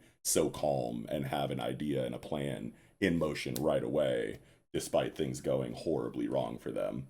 Like, never let them see you sweat kind of shit. Like, we can use our experience to deal with this, despite it being the worst case possible scenario. And Kyoichiro's just trying to shrug it off, like, oh no, it's just one more objective. You know what I'm saying? It's just like something else we got to do now. You know what I mean? It's like, no, fam, like, this is shit has hit the fan caliber of drama right now. I really enjoy the fact that he kind of it's a super practical way, because like if you feel it, you know, through the whole thing and you don't try to like rationalize it at all and like break it down into smaller steps, it would feel overwhelming. So the idea that that is a tool to just like minimalize mental stress and like narrow down your focus and stuff, I love that. That's a great crisis response. Right. And the situation is just so wild, because it's like, if we're going to rescue Futaba and Shinzo, we'll have to give it our all. And it's like, it's so much harder to apprehend somewhat, like in a world where the job is spy, assassin, whatever, fighter, some kind of warrior. You know what I mean? We always get those kind of lines of dialogue in action fiction, I want to say, at least kinds like this, where it's like, it's really easy to just kill someone and then the problem is over. But you're trying to save someone while having to fight them. That immediately makes it so much harder of a task. You know what I mean? And it's like, we obviously don't want to hurt Shinzo and Futaba, so we have to fight them with all of our strength because they're that capable. But we can't go 100% because we're not trying to harm them. It's like, the margin of error is like non-existent. You have to be on point and do everything perfectly if you want to accomplish this goal. And that just raises the stakes that much higher. Yeah. Yeah, I can't I can't wait to see Ryu and Shura next chapter though. Yeah. Because the illustration of their faces on page 18 was super fucking hype to me. The way their eyes are just like shaded out. Yeah, it's like, we about to do it to like them. They're both on action next, just straight action next chapter. Yeah. But I mean, I think narratively it makes most sense for them to like kind of retreat here. You know, for me, how many siblings potentially get taken under control is up in the air. I don't think it'll be all of them. Right. Just because that, I feel like, could get to a point where it feels a little redundant. It could be all of them if maybe he retreats, comes back with Shinzo and fucking Futaba. Yeah. And he's like, okay, now I got all y'all. But I don't think it could be like a fucking come back, get a couple more, and now come back, get one more, and now come back, get the rest of you type. Depending on how it's executed, though, like that could just like work towards like increasing stakes and increasing dread. It's like, oh my god, we keep losing more and more families to, or more and more family members to this manipulation back to back. Like on paper, sure, if you like have it in a vacuum, it's like, oh really, he came back and got another family member. Oh really, he came back and got another family member. I could see why it could feel redundant in that way. But I mean, like the writing around it too. Like, y'all still haven't figured out a way to fucking counter this shit. Yeah, the writing around it can get be more. crazy, You ain't gotten a single one back. Yeah, I don't know. Yeah, I think that just the idea of it just being increasing stakes over time with more and more family members falling to the manipulation can be really well handled and executed. I definitely wouldn't put it past Gondai to write the shit out of that, but I definitely can see where you're going on it, because it's like, but at the same time, it's like, for the sake of drama and stakes, I don't see it happening really any other way. Like, I feel like you don't start this, you don't start this idea without committing to the full worst case scenario potential that it has. You know what I mean? You don't just get two of them and then they save the two and then that's all it is for this area of writing. I feel like you have to keep, piling on there's nothing we can do about this kind of feeling by more and more family members succumbing to it. So it's hard to say. Yeah. But it's a hard line to toe, because I feel like it has to be, this is why I'm leaning towards it has to be like a retreat here, then come back, get the rest one shot. Yeah. Because like if it's a gradual kind of situation, I feel like each time he comes back, takes away from how we view these gold rank spies in the sense of, like you said, their adaptability, their mental perception level, how quickly they were able to realize what was happening here, so so now he's come back 4 or 5 times, got more, and y'all still ain't fucking figured Yeah, this that shit out. makes a lot of sense. Yeah, you're right. I think that they maybe do clash right here, hit a stalemate, or maybe they like get an advantage, and Momo's like, all right, that's too rich for my blood. Let's pull out, reset, and then try again another time. And then the second time they come back, they do just get the rest of them all in one swoop. I think that works towards the stake building that I was talking about, without it having to be a one at a time thing that would eventually make you question like just how capable these people are to allow this to keep happening over and over and over again. But at the same time, it's like, it's our family members, so it's like it's hard to kind of defend against it, you know what I mean? Because it's like, oh no, another family member got taken over. It's like, now that fucks our mental space up that much more, and affects our, capability just in that situation itself. It's like, oh man, now we have that much more to be distracted by and take away from our ability to do what we need to do because we just lost another member. But I do think I agree with you that it makes the most sense for him to retreat now, come back, and then get the rest of them that he's going to get in one fell swoop. Yeah, for sure. Yeah. That feels better. But I don't know, that's about all I had for Yozakura this week. Yeah, I think I'm good too. All right. Well, about time we got into the 4th chapter of the night, chapter 193 of Jujutsu Kaisen, Sakurajima Colony Part 3. And man, this, I really love the choreography of this chapter. Was as always, very, very good. Gege always flexing with the smooth ass choreography in Jujutsu Kaisen that really makes the manga feel like it really is in motion more so than any other manga we really cover, in my opinion. Yeah. Never enough praise for that, obviously, for real. Yeah, speed is represented really well. Yeah. Yeah, and my favorite part, I think, and it's noted by Maki as well, was how now he was able to fucking spin in place to deflect Maki's sword attack when he was kind of like locked down by Kashimo. Yeah. Not Kashimo, but Kamo. Kamo, And I love the way Jujutsu Kaisen characters like think and adapt so quickly on their feet inside of the fights. Yeah. And make things that we'd almost never expect to be done actually very potent inside of them. Yes, so yeah, that's definitely cool to see, man. Yeah, Jujutsu Kaisen is like, I feel like when it comes to like action and like power systems and whatnot in these shonen manga, it's like the ones that really stand out to me is just like how much game theory are you using like in the narration and storytelling of like your action and your strategy and your power system, right? Because it's like if we're constantly getting the logical reasoning behind every decision that's made at any moment in combat, it's going to feel that much more real. You know what I mean? Like when you consider your options and you go, I could go this way or I could go this way, here's the pros and cons to both, and then you commit to a decision, it feels that much more compelling in the action. You know what I mean? Like there's a lot of stories that are really just like, all right, I got hit by an attack, I need to get back. It's all like willpower and like ambition and like what you want to do in a moment. It's like, I can't lose here. I have to pull it out somewhere, and then boom, another big attack gets sent out, and then you see whether or not that was effective against the enemy, and then the enemy recovers and then goes, you'll never beat me, and then like throws their own attack back and forth at you, and like that works or whatever. Like that's totally fine. There's nothing inherently wrong with that. But it speaks more to me in stories like Jujutsu Kaisen, Hunter x Hunter, in stories where logical consistency kind of seems to be something that matters, maybe not the most to the storyteller, but like a great deal, and it's noticeable. You know what I mean? It makes the action feel that much more engaging, you know what I mean? Because it's like now we're asking those same questions, like we're considering the pros and cons of the strategy that's being laid out, and to see what decisions that the characters make while throwing all of the possibilities out makes it feel that much better, because it's like, oh, what if they would have done this instead that they talked about? And it's like, well, they committed to this one right here, and we're seeing just how effective that was in every stage of the decision making, and it just makes it feel that much better as an action scene. You know what I mean? Instead of just like, here's my attack, here's their attack, here's my attack, here's their attack, with some like willpower or like, ambition writing in between. It's like, that's fine, but it ain't hitting like shit like this. You know what I mean? At least not for me. Yeah. I feel like Kamo's bow got broken as well. Oh, his bow got broken? Kind of broken here on right next to his leg. It definitely did. On which page? It's shattered. On the first page. Page Second. 2. Oh, yep. Yeah, it's cooked. Yeah, and I mean, speaking again to the level of like,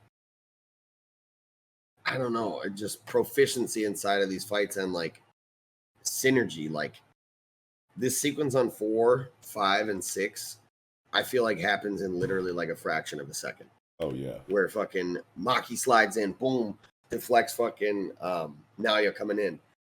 In the very next panel, she's sliding away, carrying the momentum from that attack, and you already get these bands of blood that Kamo has. Boom, binds him. Maki, fucking boom, hits the sword. He deflects that. Like I feel like all that happens in literally like Pew, pew, pew. 2 seconds. Yeah. Oh yeah. You know what I mean? Yeah, and for it's sure. just an impossibly high level of fucking synergy without words. Right. Like, yeah, for real. Man, I love the way this fights, and I think that like by breaking the bow and like, I think that Narutoshi Kamo is just gonna be like, this is gonna be the breakthrough fight, right? Like it's going to bring him to his absolute brink and force him to like really adapt his blood technique or how he visualizes his technique or how he applies it into like counter specific aspects of the new Curse Womb Naoya Zenin. Because I feel like a lot of people are like, oh man, he's getting, hard diffed, destroyed throughout this first encounter. I'm like, yeah, but like it's not over till it's over. Right. And like I feel like mid-fight do or die evolutions are probably the most fun. But that's just, that's my little dark horse in the race. Yeah, for sure. Yeah, I mean, a lot of people would call it ass pull. And they would say it's trash, but I agree. It feels good, It wouldn't be a trope in manga if it didn't. Yeah. And the part that I was really interested in is like, now that Naoya is a curse, how does his projection sorcery change? Because we know that when he was alive, a mortal, he could do 24 frames per second.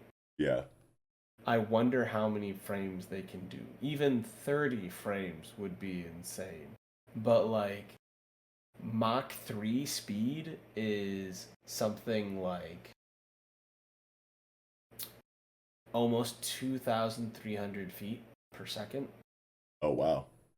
It's stupid fast. Yeah, I guess I didn't look up like what the Machs do. I should probably do that. The highest Mach speed that we've gotten is like Mach 6.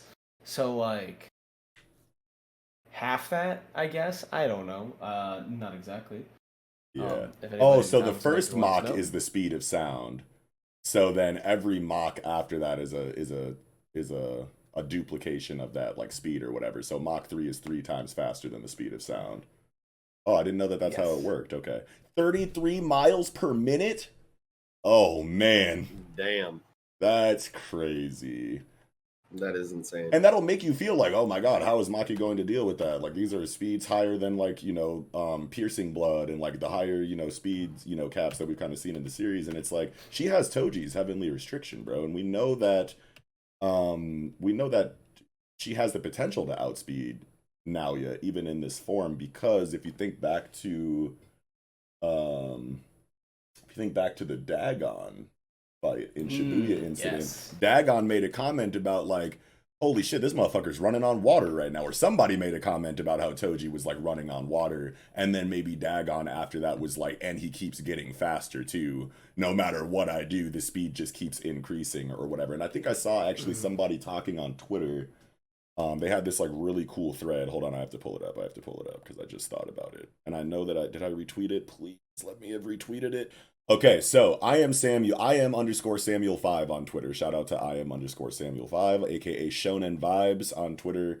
Really quick but potent thread that they had on this situation. I think the problem Maki is having in this battle is more mental than physical. Toji in every battle will always push his body to its limit and even get faster and stronger because he understands his body and takes every opponent seriously and enjoys the battle. Then he says Maki, in a similar situation, decides to underestimate her opponent by thinking his speed would be the same as when he was human, and she has yet to push her limits with her heavenly restriction. Maybe Maki is still mentally affected by Mai's death. I like the way that they put this in the thread because it does make sense that, okay, yes, Maki has Toji's same heavenly restriction, but that doesn't necessarily mean that she is going to be the exact same kind of fighter as Toji, just automatically. You know what I mean? Like she doesn't have to, but like it makes sense to give her some kind of character flaw that allows her to not immediately access the full potential of her new capabilities just because she has them. You know what I mean? You have to show some kind of growth, at least in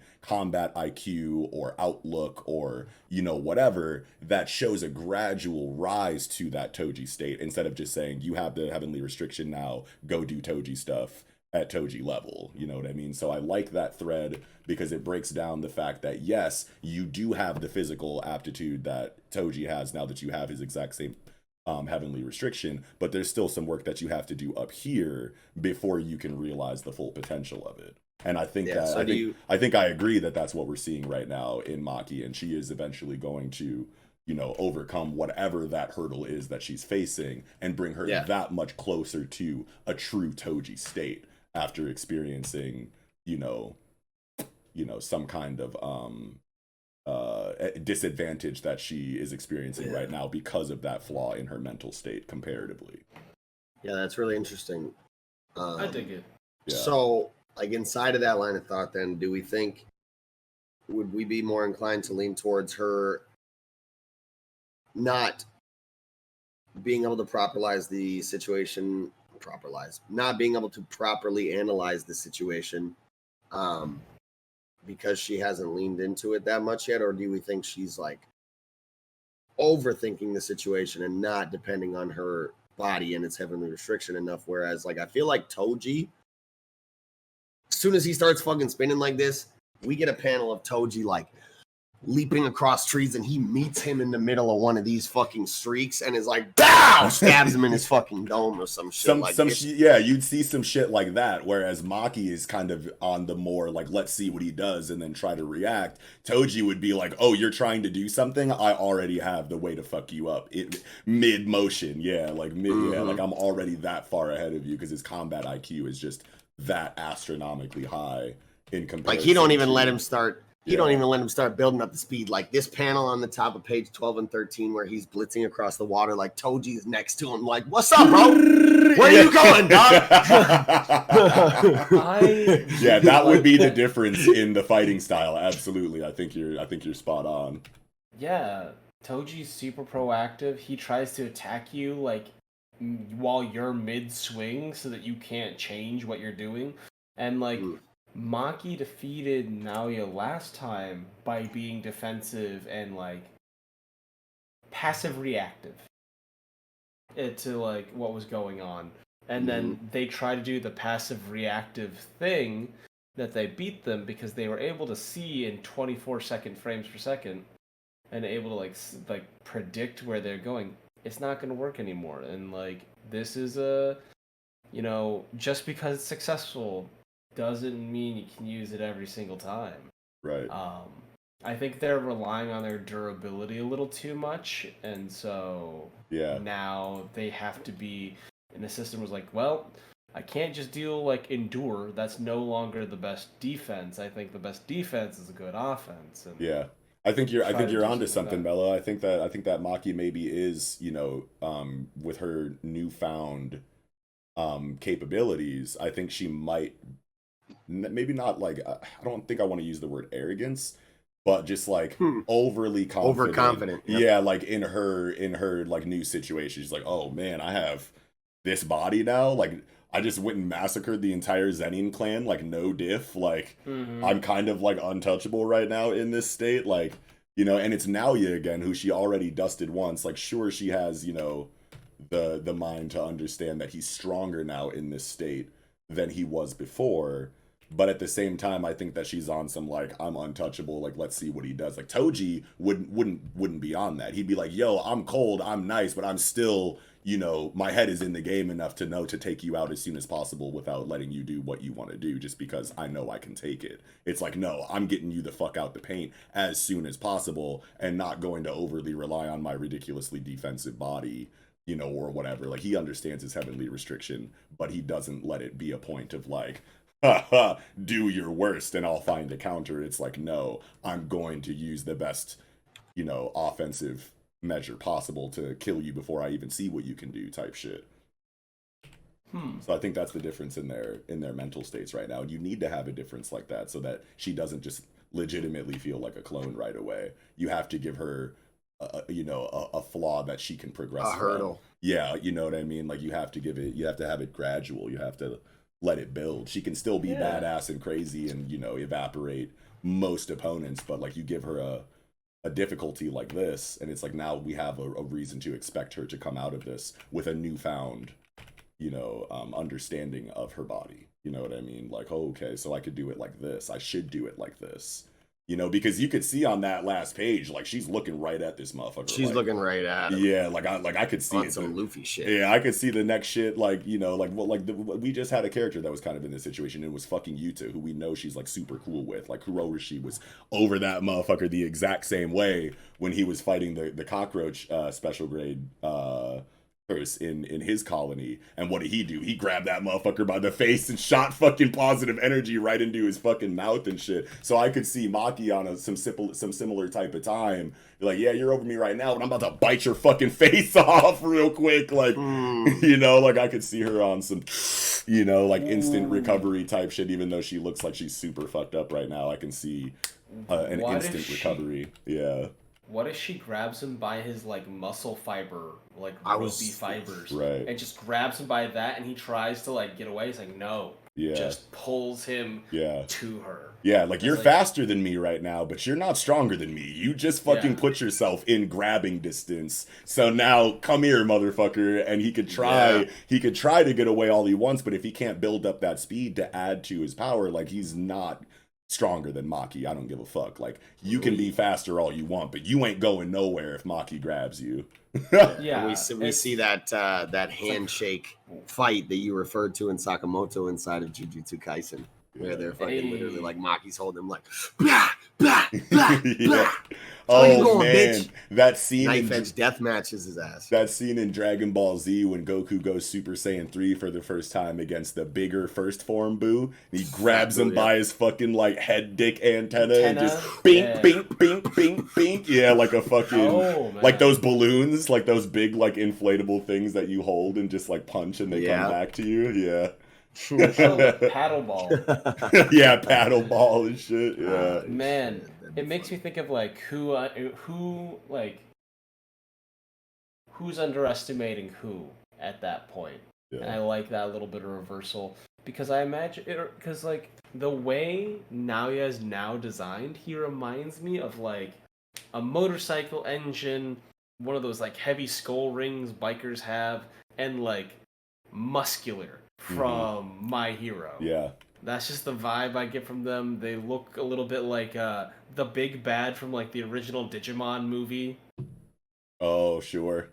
A little bit. Man, that's taking me back. Exactly. But like because like Deku trapped himself in Muscular's arm fibers. And so I'm thinking that Maki might do something like that to like really mess with them. Mm-hmm. Because I feel like these. Go ahead, sorry. The projection sorcery stuff only works on like one thing at a time, so he can't freeze both of them. Well, I mean, he just like froze like 20 instances of airflow and then fucking punched it and exploded all of them in this chapter. And that's like really interesting too, because like this is like something inside of projection sorcery that we haven't seen yet, which you can expect in a new projection sorcery fight or whatever. You obviously don't want to have we haven't seen all of the capabilities of projection sorcerer across 2 fights. I hope not. So this is cool to get a new application of it, and it makes a lot of sense. You freeze, like one instance of airflow over and over again, so you give a physical form to something that is normally intangible, and then, it's just physics from that point on. You fucking hit that solid thing and exploded, and now you have like compressed air explosions, you know what I mean? And like that's just really fucking cool, you know what I mean, as an application for it. Oh, yeah. And it makes all the sense in the world. Yeah, it's just tight. It makes me... I love that he used that as a diversion to, like, fly away to build up momentum. Right, because this was never going to do enough damage to actually make a difference. It's definitely just like a smoke screen real quick.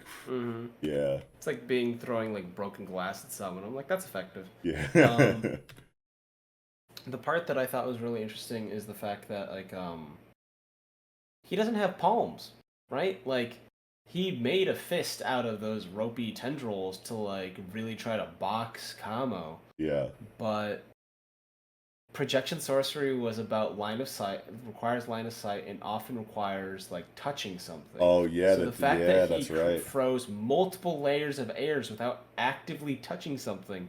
So does he have a maximum radius of his, like, cursed air, like, cursed aura that can reach that air? Like, oh, I wonder, see like, what you can mean. he remotely freeze things?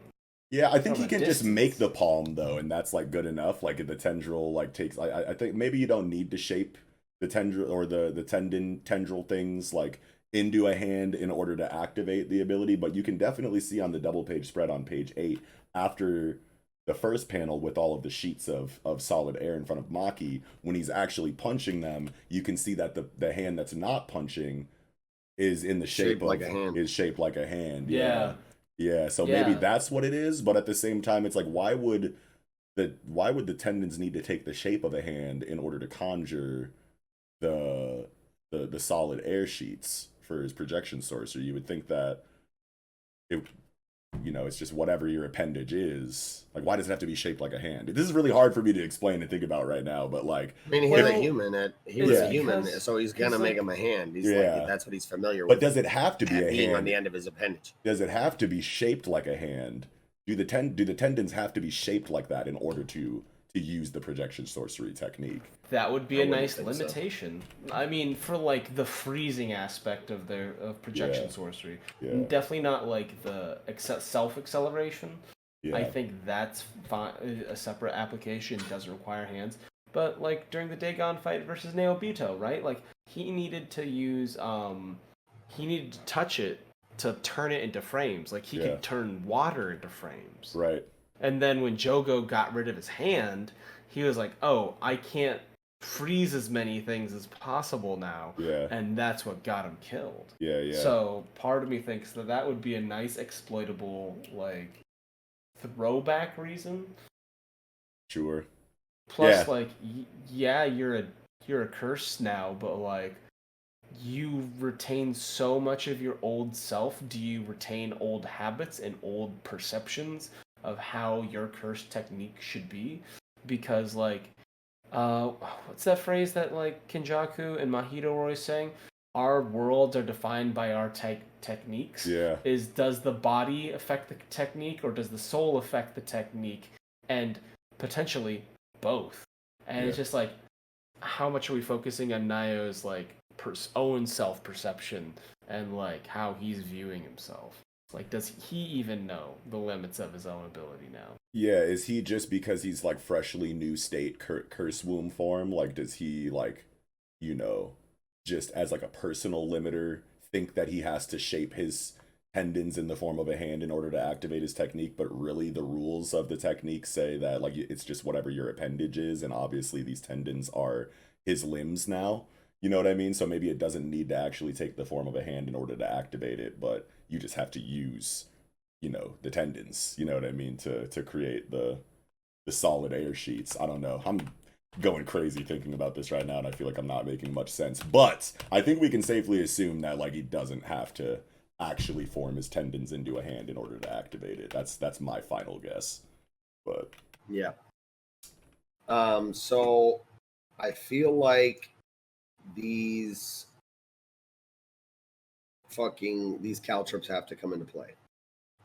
Yeah. These blood caltrops. Yeah. Like what was Noritoshi's plan with these? How will they come into play? People are saying these spots on Naoya's back in the last double page panel look like the blood maybe kind of burning into him. Oh, sure. I'm wondering if maybe he ran into a couple of them on the way to Maki, and that's the residual damage from them, which kind of looks like ineffective to me, to be honest. Yeah. I wonder though if they don't deduce this. We get the narration. Naoya's cursed spirit body drew in air through inlets and used thrusting pressure and cursed energy to compress and eject it for increased propulsion. So the way it looks is like I'm assuming his body is basically designed like a jet ski, right? Yeah. Mm-hmm. Intakes air or water through a front inlet and then fucking propels it out the fucking back, with jet propulsion. Oh, so you think he's gonna plug him with these cow plug him up with the fucking blood and clot that shit up, bro? Yes, that would so be good. Fire. That is so good. That'd be fire. Because that makes Kamo super effective in this fight, despite not having the physical stats to really even come close to keeping up. And but it's like, okay, there's the weakness of Naoya is that air has to pass through these inlets, and if you clog them up, then that like halves his speed or better.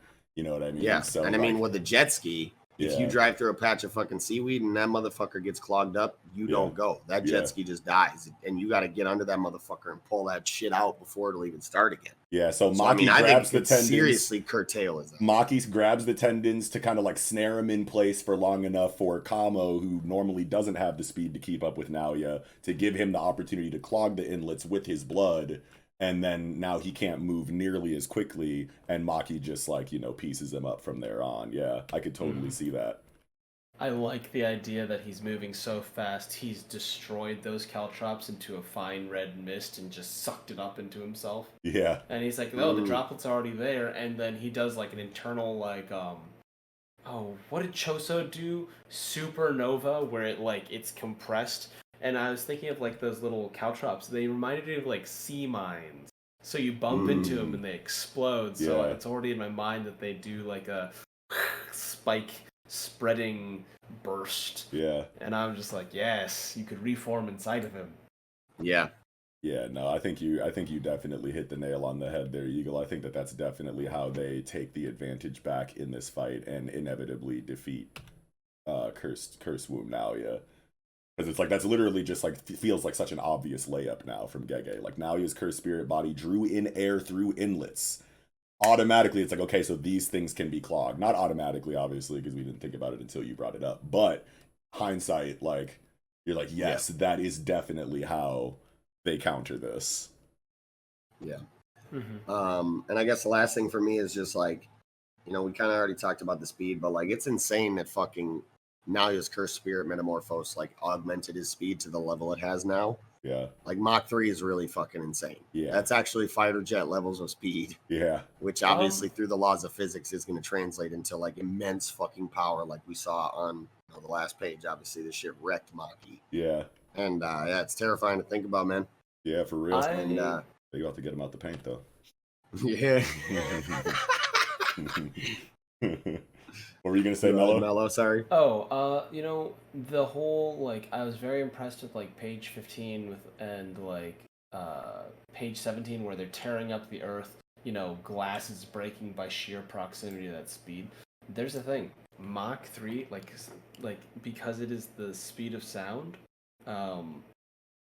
Mach 3 speed should be relative because like the one we have on our current ones, like roughly like 22,000 or so plus miles per hour. That's in the upper atmosphere where there's less like air resistance. Yeah. There's less moisture. There's less shit to run into. Yeah. bash through to. So this is lower atmosphere, and maybe he's doing Mach 3, but that doesn't like.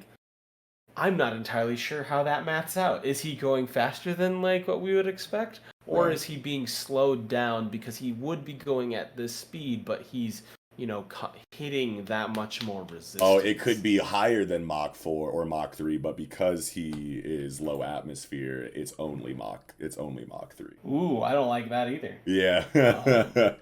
No, because that's basically what you're saying, right? Because if he was higher up in the atmosphere, he would have less things to run into that would slow him down. So that would be higher speeds up there. But he's really low to the earth and has other, solid matter that he's running into, clearly like the ground and trees and et cetera, that would technically be slowing him down from whatever his max potential top speed would be in a higher atmosphere. Yeah, absolutely.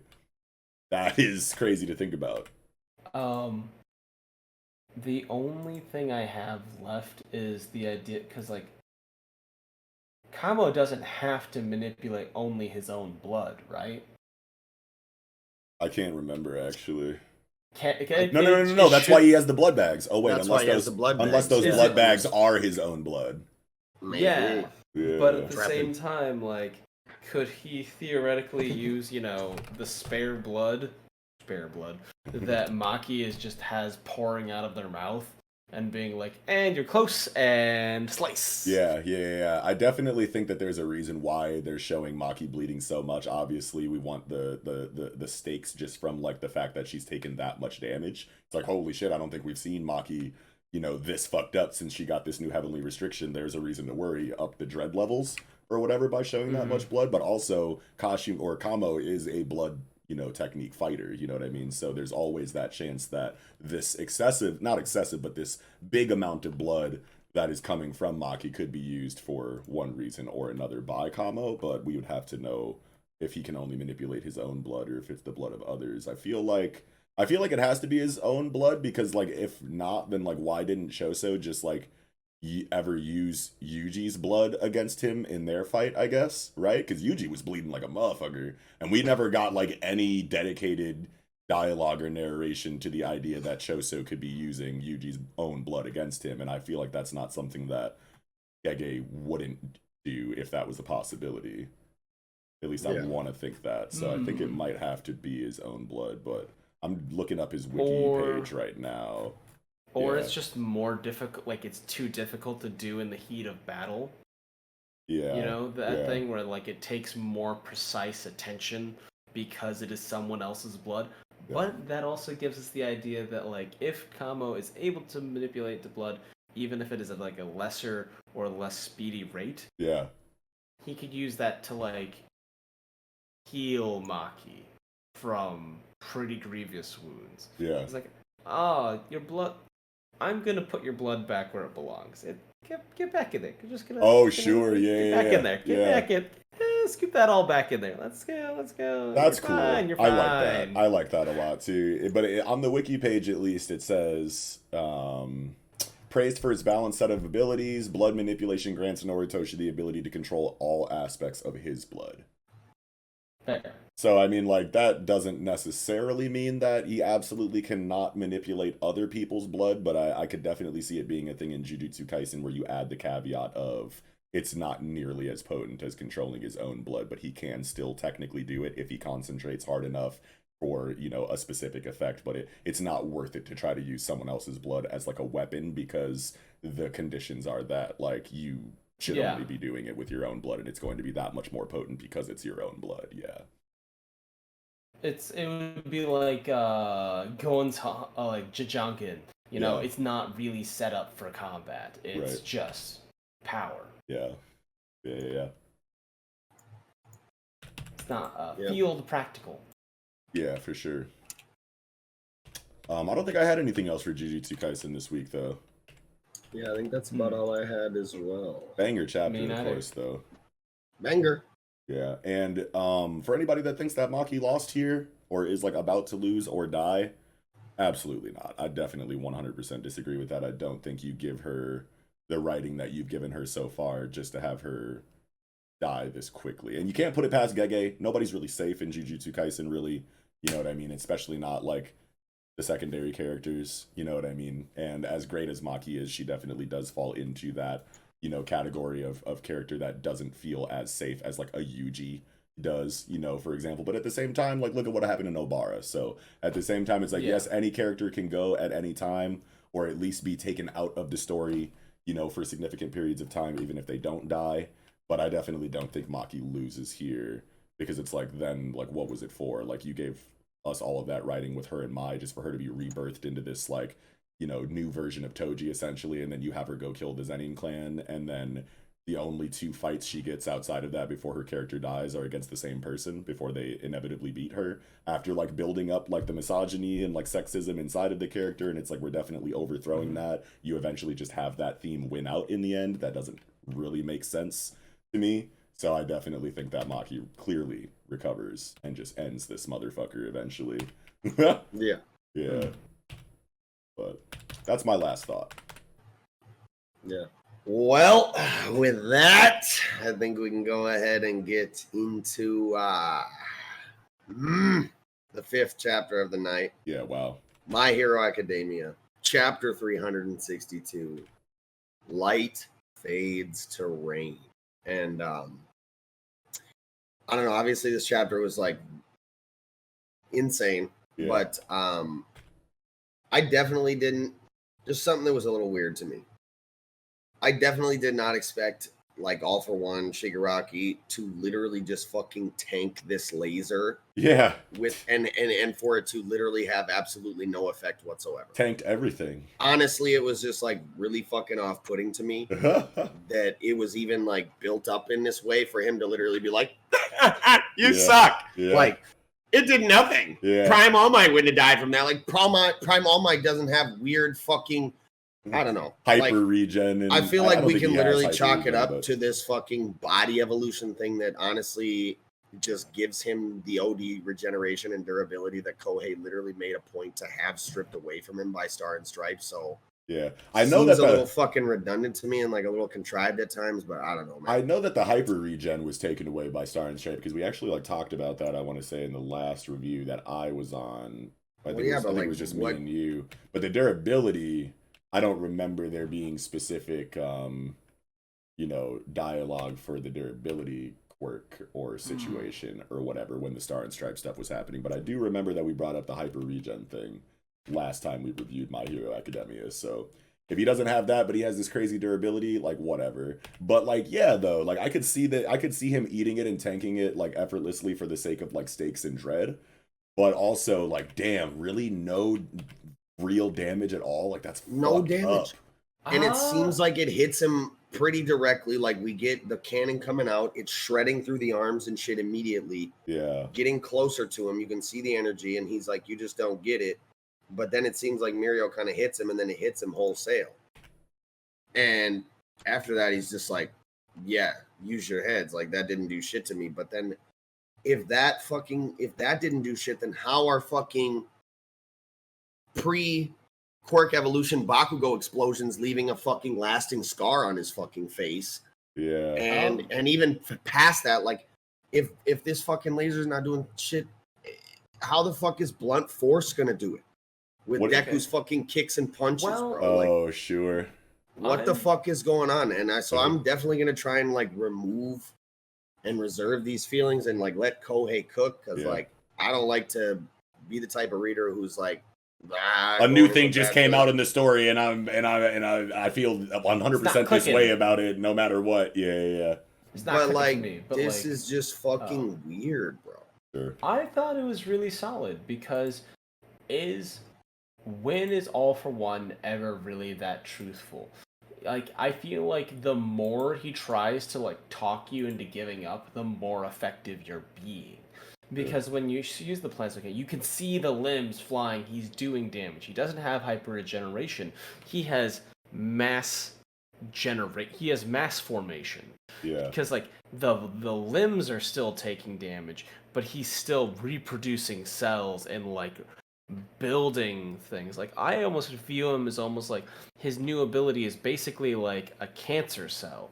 It is a toxic cell, and I think that maybe the fact that like he is using it so much that it might cause like improper replication of cells as he's outputting massive amounts of Cronenberg-esque growths to shield himself from his enemies. And like, what happens when he starts like replicating poorly replicated cells, and it becomes like tumor-esque, and he starts like not being able to do it well and has to like actively attack his own body, rip it off, and try to regrow properly. Like, is there a moment for that? Because like the damage is still, the burn is still taking because he doesn't have hyper regeneration, and like the limbs aren't regenerating. He's just it's like a lizard's tail. The mass, yeah. He's not even eating up the mass. His actual body proper. Yeah. Then what? I think what's happening. Then what happens? I think what's happening is that the vast hybrid plasma cannon shoots out. It's ripping through the hands because obviously the hands are just like quickly made and thrown out in front of them. So like naturally they would be evaporated by the plasma cannon at that point blank distance. But then when it comes to his actual like body, it's kind of like eating that because of the durability. And he kind of has his feet planted in the ground, kind of pushing back against the plasma cannon until Mirio steps in, jaws him, and it kind of like throws him off of his sturdy foundation so that the concussive nature of the plasma cannon can continue to carry him off into the distance, but it's still not doing, damage to the body because of some kind of durability situation. So like that feels good to me to think about it like that. But like if the plasma cannon was just not going to be effective against his durability in the first place, then it does kind of make you wonder like how was Bakugo's, hand explosions enough to kind of leave a lasting wound on Shigaraki. But the way that Eagle kind of like brought it up, that does kind of like make sense and does kind of feel weird a little bit. But like who knows? I feel like we don't like get the full body of Shigaraki again for the rest of the chapter to really see the full extent of the damage that the plasma cannon might have done, and maybe just the shape-shifty nature of his ability isn't going to allow us to see, like big damage from the plasma cannon visually. You know what I mean? Like maybe like there will be some kind of like narration or dialogue that we get later about just how effective the plasma cannon was on Shigaraki. Maybe some kind of like internal, thoughts from Shigaraki or something like that later. So. I hope so too, because I definitely don't want to. It is weird to think about how like Bakugo's damage output was enough to leave this big of a lasting wound on Shigaraki, but the plasma cannon for all of its buildup didn't. So that is weird to think about that. But, and it literally goes across the entire fucking sky, bro. Like it's mile long blast wave. For real. Yeah, it is. It's tricky. You do have a pretty good point. I'm not gonna lie. Yeah, I'm not entirely sure. Yeah. I do like I think it's interesting that like Shigaraki is saying like, think about it. Remember All Might is Prime? Would something have killed him? It's interesting that he says All Might. Yeah. It's like he's somehow like I think he's threatened and is like, no, I'm great. I'm comparing myself to this person that was truly a threat. I don't think that you guys are threats. I cannot allow myself to view you as threats because in my prime, I was afraid of one guy and one guy alone. And if I'm afraid of you guys here and now, after I've spent, all I've invested into this grandmaster plan of finding this kid and making him my perfect vessel, and I'm afraid of you guys, then it's all been for nothing. And for a ego as big as All for One's, that's untenable. Yeah. Like, he cannot let that stand. And he even has that reaction with Bakugo, where he hates the fact that he's like, why am I suddenly panicking on page 10? Why am I reminded of, the person that truly tried to kill him back in the day? Yeah, I think them showing the second user, right? That's who that is on page 10. The second inheritor or whatever. Yeah, that's pretty crazy to get right there, because so many people were comparing like him to Bakugo. You know what I mean? Like when his design was originally kind of like given to us, they're like, he looks kind of a lot like Bakugo, and then you got like the weird time travel theories and whatnot or whatever. But now this dude is coming into play directly in Bakugo related scenes, and it's just like, oh shit, what are you cooking right now, Kohei? Like, I don't think it's a Bakugo time traveling thing, but like, of course not. I could just be falling for the bait and switch right now, but I'm sold that Bakugo's descended from this dude, the second. I'm cool with that. Yeah, for sure. One for All, like this basically confirmed it in my mind, at least, when All for One literally has like a fucking PTSD flashback of the second user. Yeah. Right as Bakugo is demonstrating the abilities of his awakened quirk. Yeah.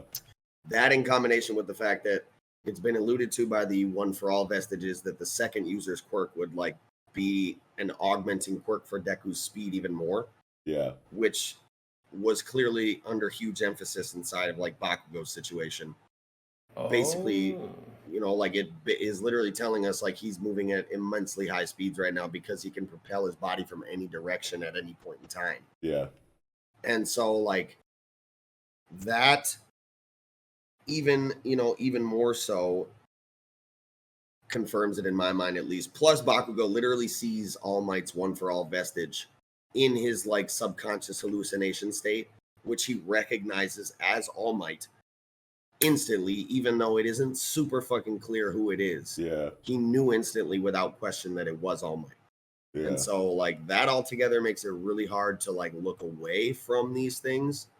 But Kohei could definitely, hit us with a curveball. But, right now, at least, it's hard for me to see it any other way with all these things in combination. Yeah, I agree. I think that's really cool too, because it's like when the design was originally given to us, and people were like, "Oh my God, it looks like Bakugo," and they immediately went into a time travel situation. I think that like clouded my mind just because of how ridiculous that like felt to me. It like prevented me from thinking about it any like deeper as like how it could actually be related to Bakugo.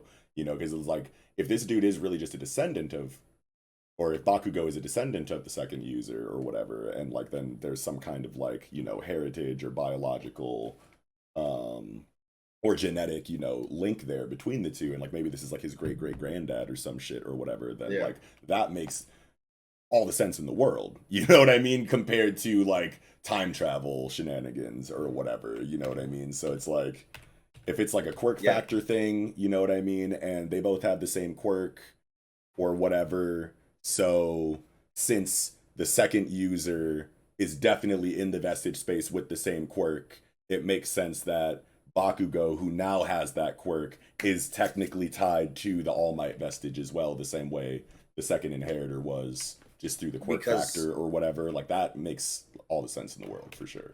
I think it's especially because like even when you give up the quirk, one for all, here you go. Yeah. Like you're taking this quirk, I've given you my hair, you ate it, boom, quirk is passed on. Some embers still remain, and so like you know, the two quirks, like his quirk is now part of One for All. One for All is part of his quirk. So even when he gives One for All up and keeps his quirk, there's still going to be embers of One for All left inside of that quirk factor within his DNA and shit.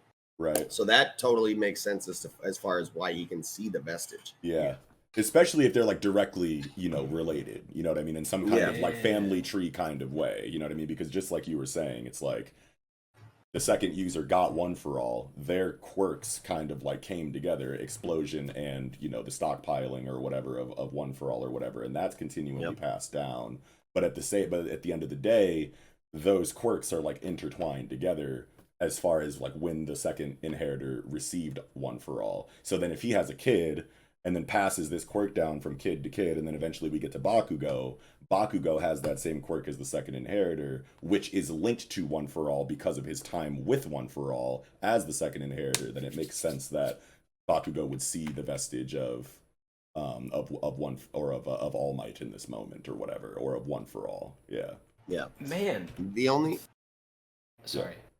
Well, I was just gonna say the only thing that could throw a wrench into it, real quick, is quirk melding over the generations, right? Like the two parents, their quirks come together, and the kid's quirk is usually kind of an amalgamation of that quirk. Oh, sure. And so that's the only thing that could bring it to question, like, okay, over time, has Bakugo really kept the same quirk? Like are certain quirks like more dominant as far as the genetic side of things, and they retain their qualities over weaker quirks? I was just gonna say, like, the situation there. I was just gonna say, like Punnett Square shit. You know what I'm saying? Like this specific quirk is just like that dominant that like it kind of like beats out the other parent's quirk from generation to generation. Kind of like, you know, if like you have like a widow's peak or something, you know, in your family, like. If that's a really dominant, you know what I mean, like thing or whatever, and you'll see, you know, that widow's peak pop up over and over and over again, whereas like less dominant things, like you might not see that trait, you know, from one kid to another or whatever, but like some are so dominant that you just consistently see them over and over again as kids are had. So like I can definitely just see it being explained like that way. Like, and maybe the One for All embers kind of mess with that as well, you know. Kind of make it more dominant or unassailable or unalterable, I guess, by other quirks in a way. Yeah.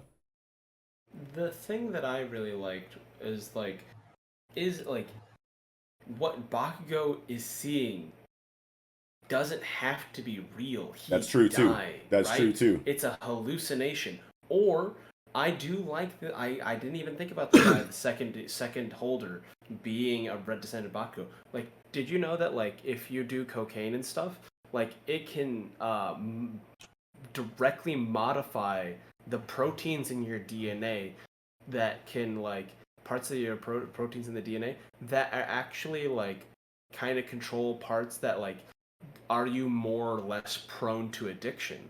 Oh, sure, And yeah. like so like if like drugs and stuff, if like crocodile can change your DNA, if things like meth and cocaine can change our very DNA, having a quirk that contains multiple quirks, which is something that most bodies shouldn't Can't be able to take. hold, Yeah.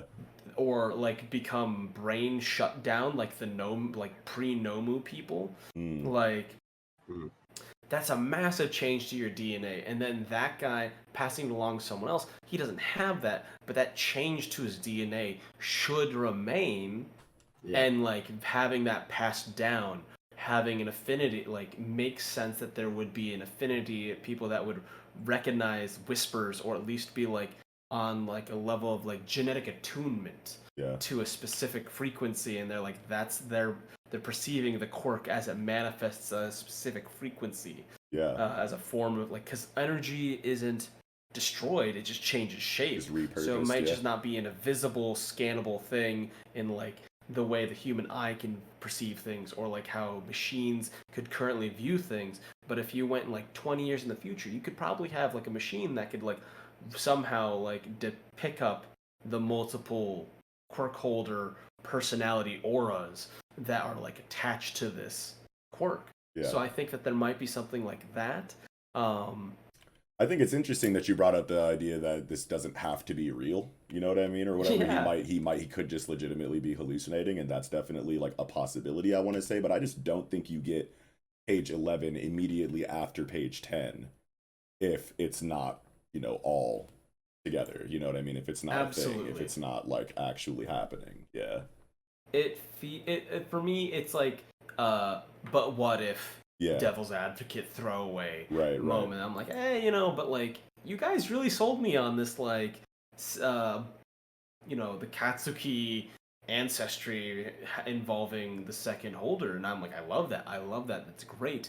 And it really binds the whole like Bakugo and Deku were not that different all along. That and then it kind of has this idea of like the ghosts of generations past offer us things, and they can support more than one person.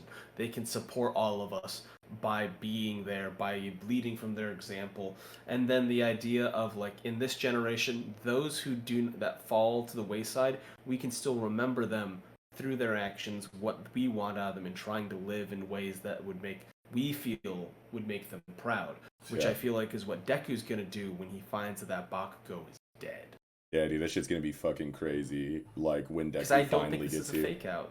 Yeah, I don't and the situation is just like weird to me too, because it's like if it is a fake out, then like obviously we're gonna, depending on how it's executed, we're gonna feel a certain like way about it. You know what I mean? I'm definitely going to give Kohei the benefit of the doubt if Bakugo does actually survive this. I definitely just want to wait to see what the writing for it says, because like just off the top, my like non-author, non-professional, comic book creator and storyteller like mind is going to go like, this is bad if it's reversed. You know what I mean? But like I'm just gonna let the professional like give the writing and like see like kind of like what happens on that. But just like right now, if I think it is weird if you give all of this effort to this moment and then reverse it. Just like on paper right now, that feels weird. So like I feel like Kohei would have to commit to the death of Bakugo. Yeah. But then if Bakugo does die right here, that's gonna feel weird too, because it's like, why Bakugo?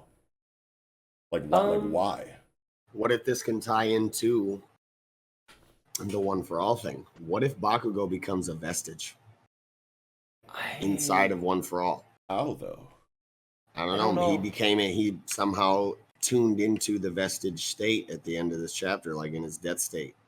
Sure. But like being a descendant of the One for All quirk with the, I don't know. Yeah, but like that descendant is already there in the vestige space. So we just add Bakugo for what? To be the impetus to maybe the second user actually telling Deku how to use his quirk. Oh, sure. Because his descendant just got fucking bodied by All for One. Ooh, yeah. The fact that Bakugo dies might be the thing that galvanizes the second holder to like really fill in Deku and say like, hey, you have my explicit permission to use all of my quirks. Because like the reason like the second holder, he was like, I'm a person who's willing to die for what I believe in and what I believe is right. But at the same time, He's like, you know what, I went to fight a war against an unwinnable force so that my family and their children could, you know, live a good life. And to see, like, the end of his bloodline laying there, that might galvanize him. It's like, okay, we need to pull out all the stops.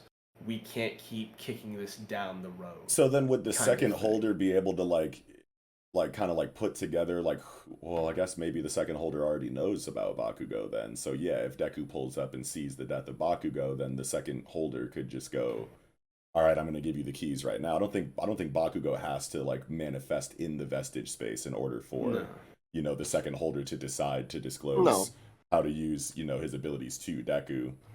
But yeah, like, that just made me, like, think, like, about things that I had never thought about before. Like, does the second user even know about Bakugo, know who Bakugo is, know what his quirk is, and know that he's a descendant of, you know, his bloodline, if that's the case? Like, how would, like, has he just always known that? Because Deku knows who Bakugo is? I mean, the Vestiges saw what was going on at the sports festival. Right. They'd been watching. Yeah, they've been watching. Literally a part of Deku's consciousness. That's right. Yeah, that's right. So they have to know who Bakugo is, and if Bakugo is directly a descendant of the second holder, then the second holder's always known that then, right? Or would he? Probably. Maybe. Based on seeing his quirk. Yeah, on seeing his quirk. If it is still the same quirk. If it is still the same quirk. Yeah, damn, this is a lot to think about. Wow. But yeah, no, Bakugo looks dead as fuck here, man. He's got, like, the fucking, like, lifeless open eye expression with the blood, you know, like, pouring out. His heart looks like it was literally exploded. You know what I mean? Like, and it's crazy how, like, you get page 12 and then you see the heart take the damage at the bottom of page 12. Then you turn the page and you see everyone trying to get there, you know what I mean, to stop the damage. You got Mirio coming out of the ground. You got Nejire behind the legs. You got Tamaki up top. But then also Mirko made it here. So it's, like, even, like, that situation where it's, like, everyone who's on the scene right now can't react. But then the person from outside of the scene comes in and saves the day last second. That whole trope. Like, they're even trying to do that, and Shigaraki is still just blitzing through all of that to actually get to Bakugo, and it's just like, damn.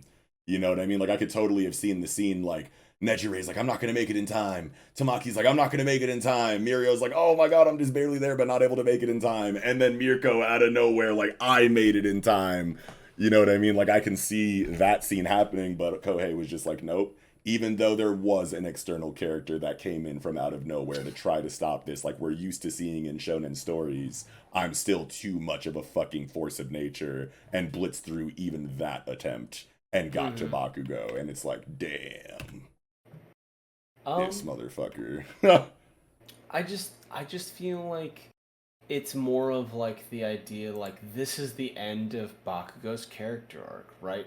Arrogance, the fact that he's fighting someone who calls him an extra when in the very first episode he calls everyone else extras.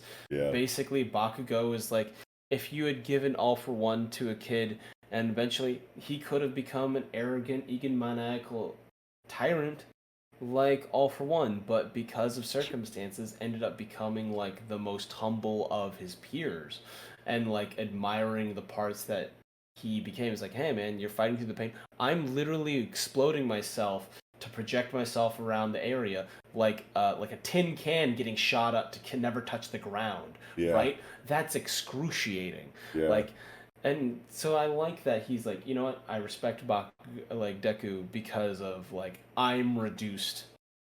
Like, when the chips are down, when I have nothing left, when my full power and, like, all these other things have been not. What do I rely on? The same stuff I made fun of another guy for. And, like, not so different after all. Once he dies, then it's the idea of, like, he became really close in spirit with Deku, and then Deku basically becomes the avatar through the second holder's quirk for Bakugo's, or, like, the proto-Bakugo quirk that the second holder has, and, like, acts as a vehicle to carry on the legacy of his peers and, like, the previous holders as well as his hero, right? It's the idea that, like, he is a collection of memories and legacies regardless of how small we are. And I mean, that's just, like, us as a society limping on through the ages. Sure.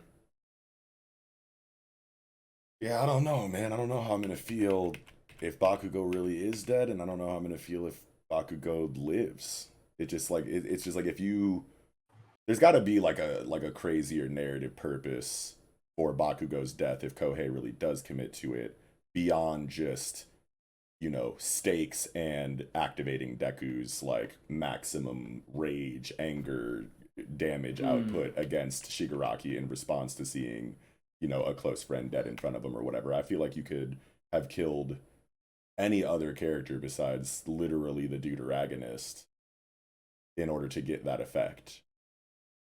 You know what I mean? Like, I appreciate that they are willing to kill the deuteragonist. It's crazy, but it's just like really I need to just see the that. writing for it because it just feels so like it just doesn't feel right. And maybe it's not supposed to. Maybe it's supposed to leave a bad taste in your mouth. Maybe you're supposed to be frustrated. Maybe you're supposed to be angry. Maybe this is Kohei going like this was always in the cards and I want you guys to feel conflicted about it, etc., etc. But at the end of the day, it's just like, man, why Bakugo? Not just because I don't want Bakugo to die, but like just because it just doesn't feel right. I don't know exactly how to articulate my thoughts on it properly, but it does not feel correct.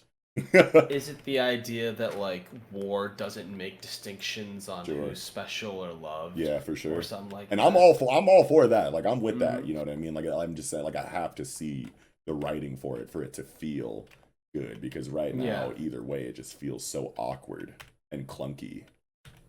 I need to let it pan out. Yeah, because, for sure. Like, I have a lot of trust for Horikoshi, and I feel like they play with a lot of expectations. We've seen death bait and switches, even like with like my run on this show. We hated that Black Clover early Spade War, like all these fake out deaths, and we're just like, come on, like, commit to the bit. So I want to see how Horikoshi handles that, and then at the same time, if he does somehow do a backpedal or like a last minute recovery, or even an epilogue of like the idea that Bakugo can live, but he cannot really use his quirk without killing himself and effectively becomes a quirkless member of society and has to live on and survive. It's like, I saved the day, I helped the thing, I was a true hero, and in the end I lived my life humbly as the very thing that I made fun of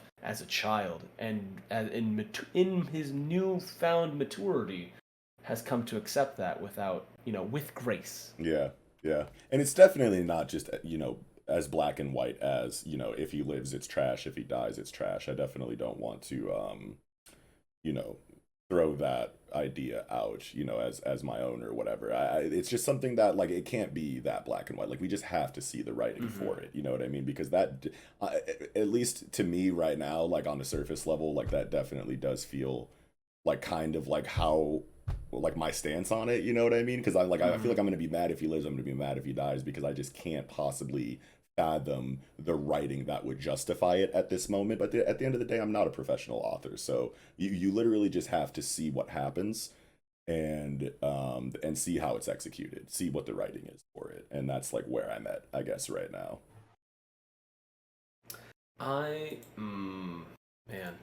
Because I don't like dealing in absolutes, right? Only Sith and Twitter deal in absolutes. So like, and like I've been wrong dozens of times. So many times. So many times.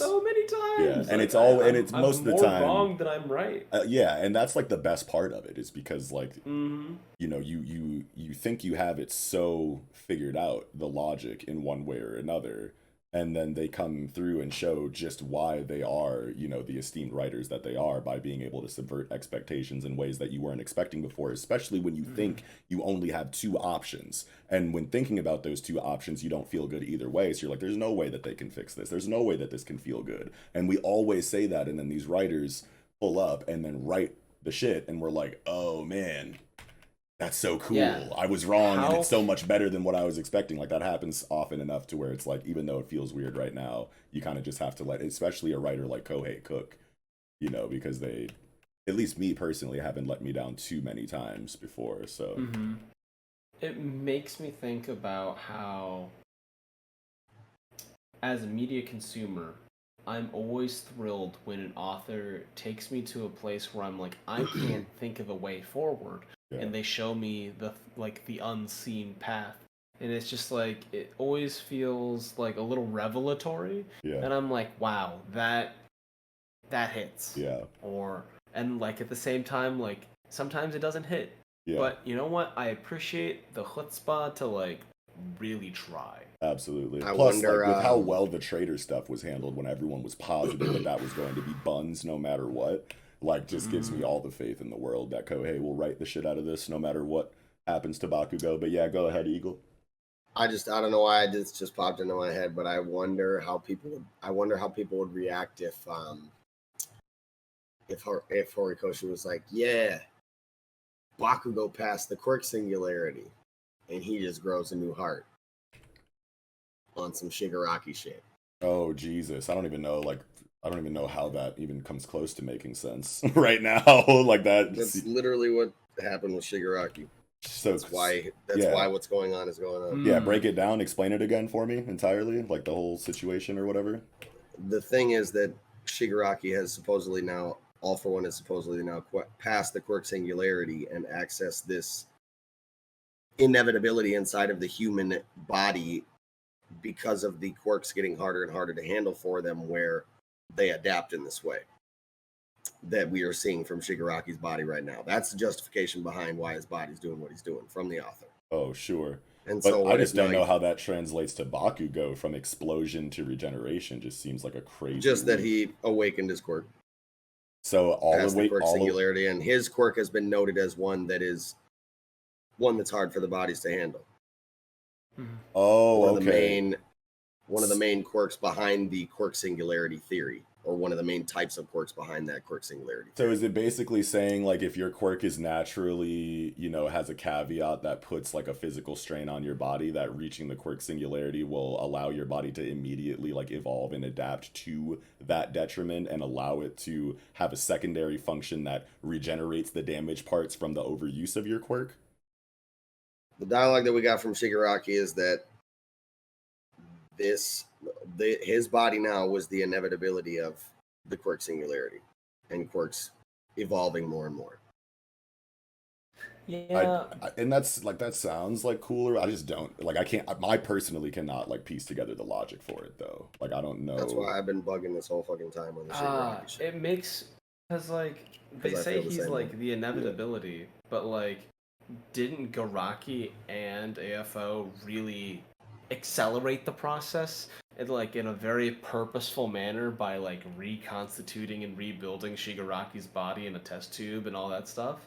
So like I don't I can see spontaneous that he would become the perfect vessel for One for All. I like the that test tube thing was the transference of One for All into Shigaraki. I like the idea that like if your quirk harms you, that over time you could reach a state to where your body kind of adapts to that and protects the parts of itself that your quirk would harm. You know what I mean? Like that sounds like cool as like an evolution of like your quirk body relationship or whatever. But like explosion harming the parts of the body that are close to the explosion or whatever from the strain of the sweat glands, being like overused or whatever, I can see his body adapting in a way to where that doesn't hurt as much anymore. But like full-scale organ regeneration just sounds like way too crazy of a leap even with that concept.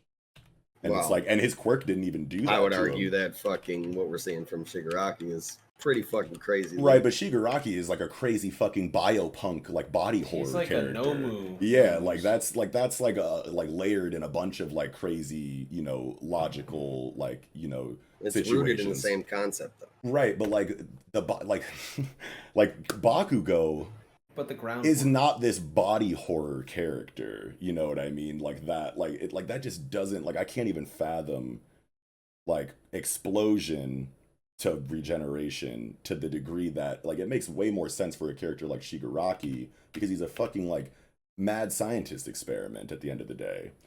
And I know that it's bringing it back to his quirk being the reason for all of this or whatever, but that just seems so messy to apply that to Bakugo. It feels like maybe that quirk singularity, like physical resistance, because he's basically blast proof. Like, if he was exploding and, like, why is his skin still on? If Right. he's exploding from his skin. So I feel like the adaptation to his quirk physically has already been achieved. But I feel like even quirk singularity is not going to save him from character death because, like a firecracker explosion, he burns twice as bright but dies quite twice as fast. Cool. And it's like, you know what? Plus, the damage he took isn't even from his own quirk anyway. It's like from He from took an it enemy. from spike to the heart. I mean, the poison that Shigaraki's shoulder puked out wasn't from his quirk.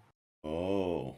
Yeah, but like that's all of course on Shigaraki's body. Like the only way I could see like a huge stretch is that if like because Shigaraki regenerated so much like mass or like produced so much mass, right? Because he's not healing, but he produced so much mass that he's got like volatile cells, and then by shoving his fist into Bakugo's chest, possibly leaving fragments that scrape off from like broken ribs or something like that. Maybe he has like something that's rapidly healing, but like I can't imagine a cancer cell generating like viable, like a cancer type character developing like a viable organ. I just feel like he's dead. I mean, I definitely feel like he could be dead. I was just posing the question. I wonder how people would react if he applied this quirk singularity thing to this situation. That'd be a crazy jump to me. I don't know. I'd have to see how he did it. But just like thinking about it right now, it's like my fucking like ears are like steaming, like going fucking getting the Hakaware explained to him by Knuckle. Yeah. I'm just like can't like wrap my mind around like how that would make sense or feel good at all. I'd have to just see the writing for it.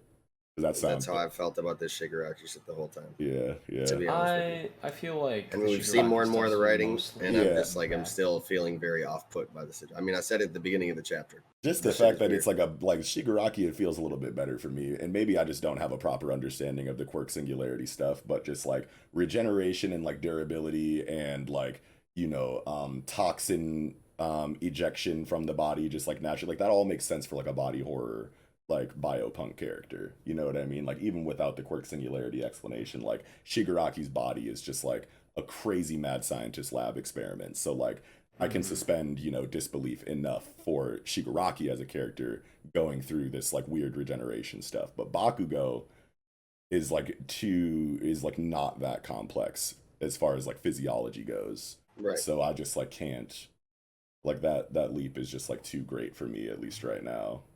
But either way, wild shit. Yeah, I just thought it was weird the whole time, especially like that time with the poison, like we talked about. Literally gets hit with the poison, and he's like, yeah. And then his fucking shoulders like, bleh, and he's just like, haha, my body continues to adapt. Yeah, which feels better in a body horror character than it does in a character like Bakugo. I don't think it necessarily feels good in any situation. But, yeah, and, you don't have to or whatever. But I'm just saying, like the fact that like we're already making the point that this is like a wildly complicated and like fucking malleable body. It's like taking in poison and having the body spit it out like doesn't sound too crazy for a character like Shigaraki in my opinion. But like Bakugo specifically is not normally, but like when he can't use any quirks and it's just chalked up to the quirk singularity body adaptation. Yeah, because all of his quirks are shut off. Course. Oh yeah, heteromorphic. Because like Eraserhead can't erase heteromorphic. Yeah, that's right. So if he is this like famous bowl of quirks or whatever, like a Nomu, it wasn't explained that way. Heteromorphs, but I mean, it was. It wasn't explained in a way where it was like this is. Oh, they didn't use. Properties. Yeah, they didn't use like, that. This is my body adapting because of the quirk singularity. Right. That's what Shigaraki said. Yeah. If I remember correctly, comment section, let me know if I'm wrong. Yeah, but that would be a good way to explain it, though. You know what I mean? Like if he has all of these like activated ability quirks that are being shut off by erasure, but we already know in the writing that heteromorph abilities are not affected by erasure. Then if they tie this situation back to a heteromorphic factor, which makes sense to me, at least just in my memory, then like that can make it feel better. But like without like hard dialogue specifically saying like I'm a heteromorph, so like my heteromorph quirks that aren't being erased right now are helping me deal with this poison or helping me deal with like whatever, then like that is one thing. But I don't think we got that. You're right. So I don't know. And I don't even know, now that you mention that, if we ever even got like any heteromorphic quirks like from All for One, because those change your body permanently, and he looks like a normal ass dude. Oh yeah, that's right. And so does Shigaraki. Yeah. Like, there was never any heteromorphic change to their body. So like, would muscular does he take any heteromorphic Muscular quirks? wouldn't be able to be stopped. Would like, muscular his be a victim to? heteromorphic. Yeah. Is muscular a heteromorph? Hold on one second. Let me see. Yeah, this. No, he's a like a muscle augmentation. Like he stated, like at the time he thought his quirk was just a better version of Deku's. Like it's a strength augmentation, kind of active ability. Because when he doesn't activate the muscular effect, he'll look like a regular dude. But then he turns up, denses the muscle fibers on his ass to where they fucking explode out of his skin. Yeah. So he does all that actively. Okay. And that does make sense. That does make sense. I have the wiki pulled up right now. I'm just like trying to see if it says anything about that.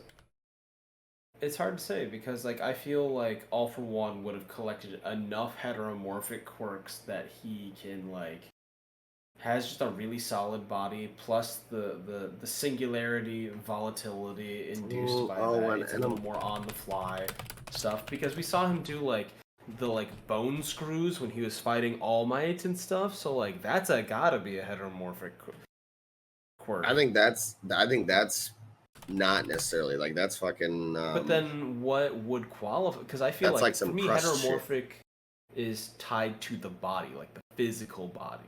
Yeah, heteromorphic is like Tokoyami, fucking Asui.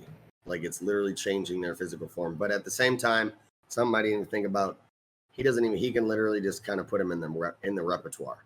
And he's definitely given heteromorphic quirks to some of the Nomu that we've seen with like wings and shit. Yeah. So yeah, I'm bugging about that. He should have. Is Tokoyami like okay? Because Dark Shadow can be turned off by erasure.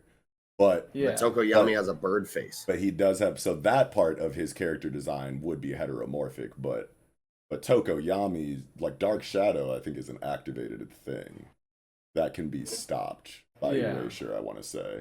But Asui, yes, Asui is absolutely 100% heteromorphic for sure. Yeah. Mm-hmm.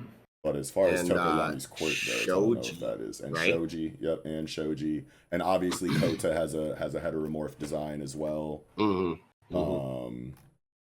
Or Coda. But again, anyway. Now that I think of it, like All for One, can definitely probably just store them and not have them applied to his body. Right.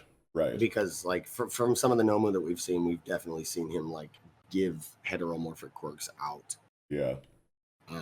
Because they've had like wings and shit, which is a heteromorphic property. Yeah, for sure.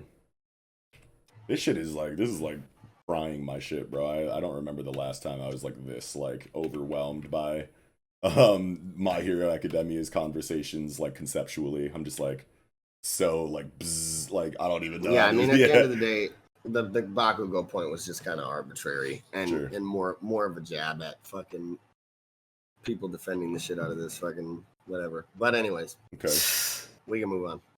Okay, take it to Twitter.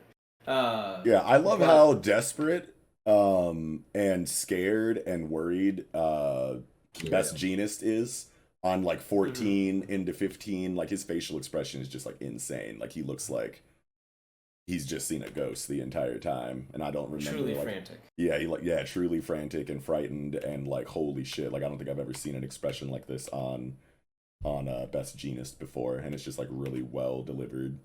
Like you can really feel what he feels in his panels. Mirio too.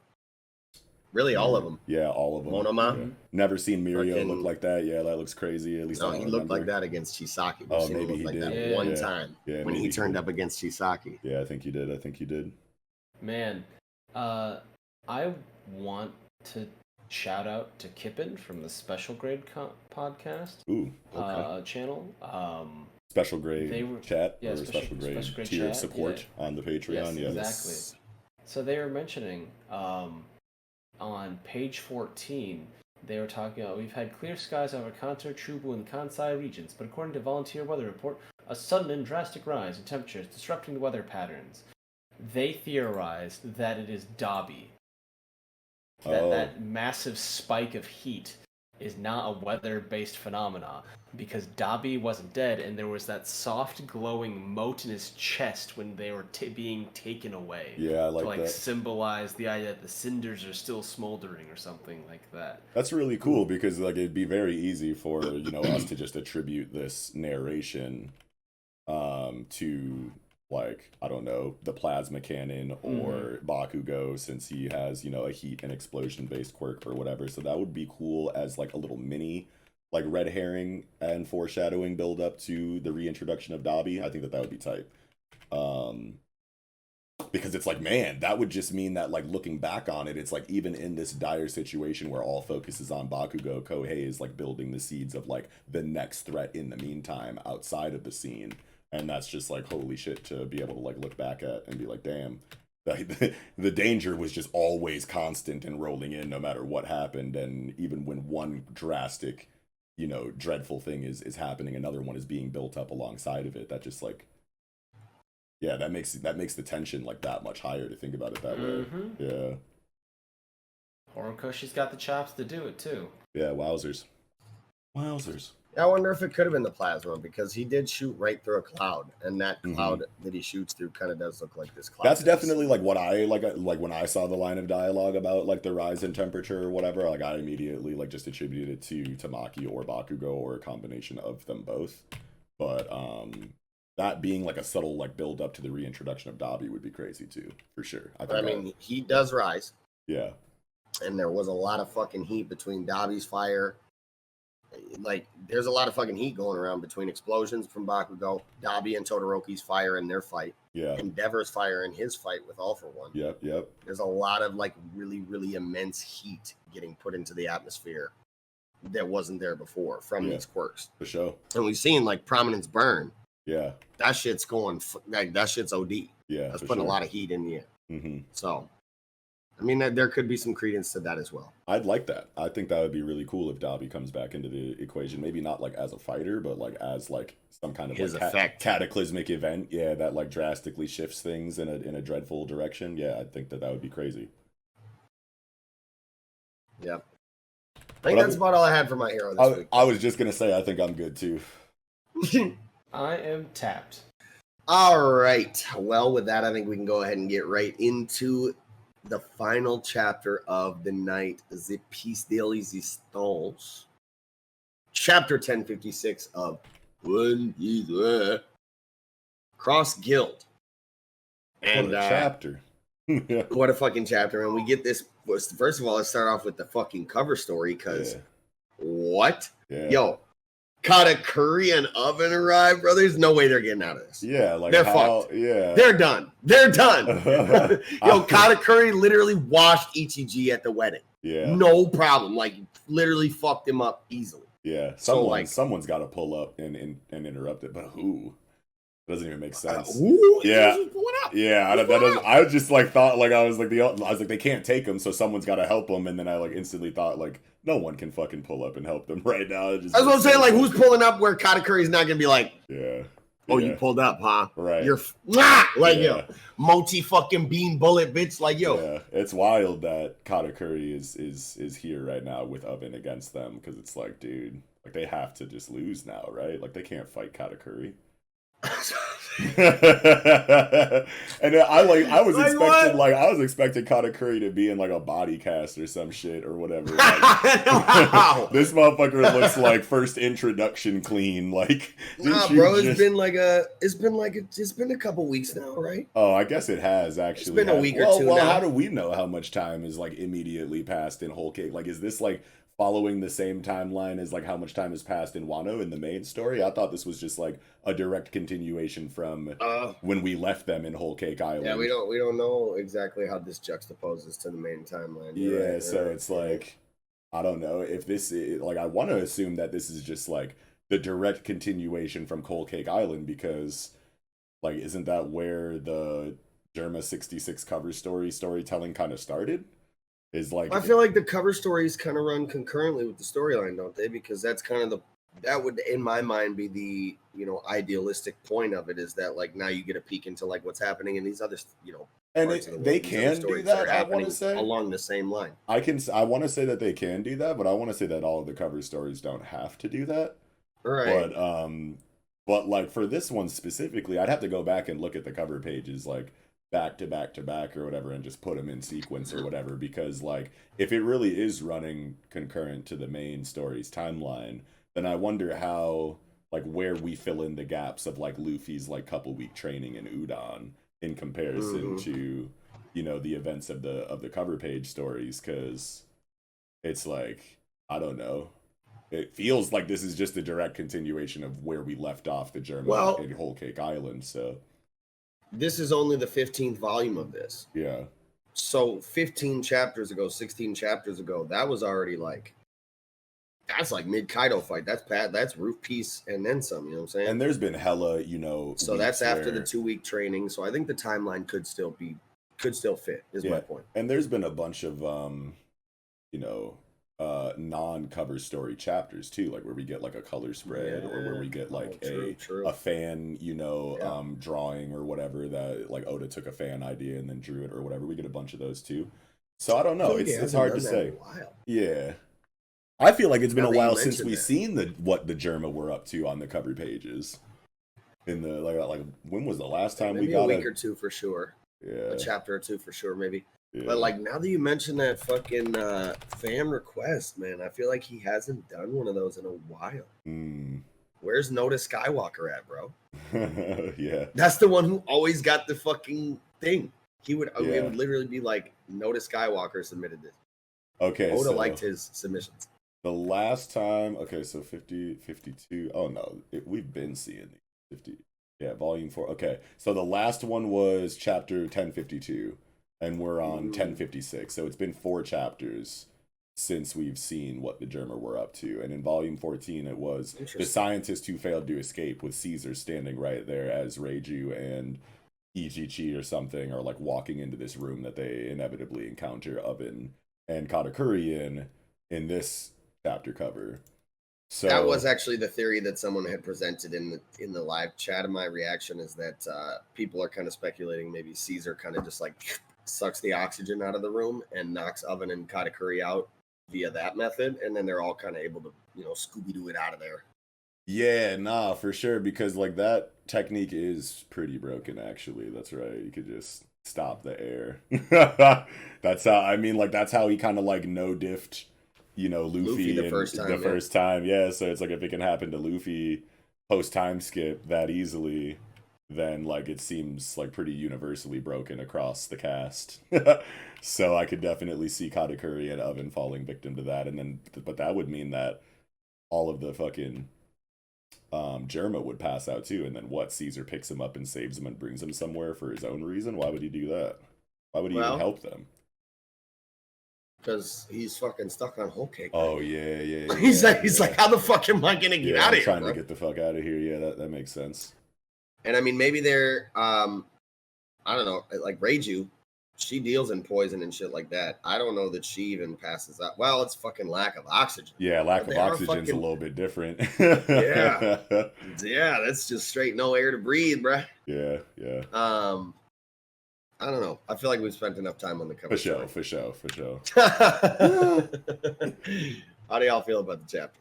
I loved it. And like I was saying the last time that we reviewed One Piece, like it's these like post, you know, arc world building chapters that just hit the hardest for me.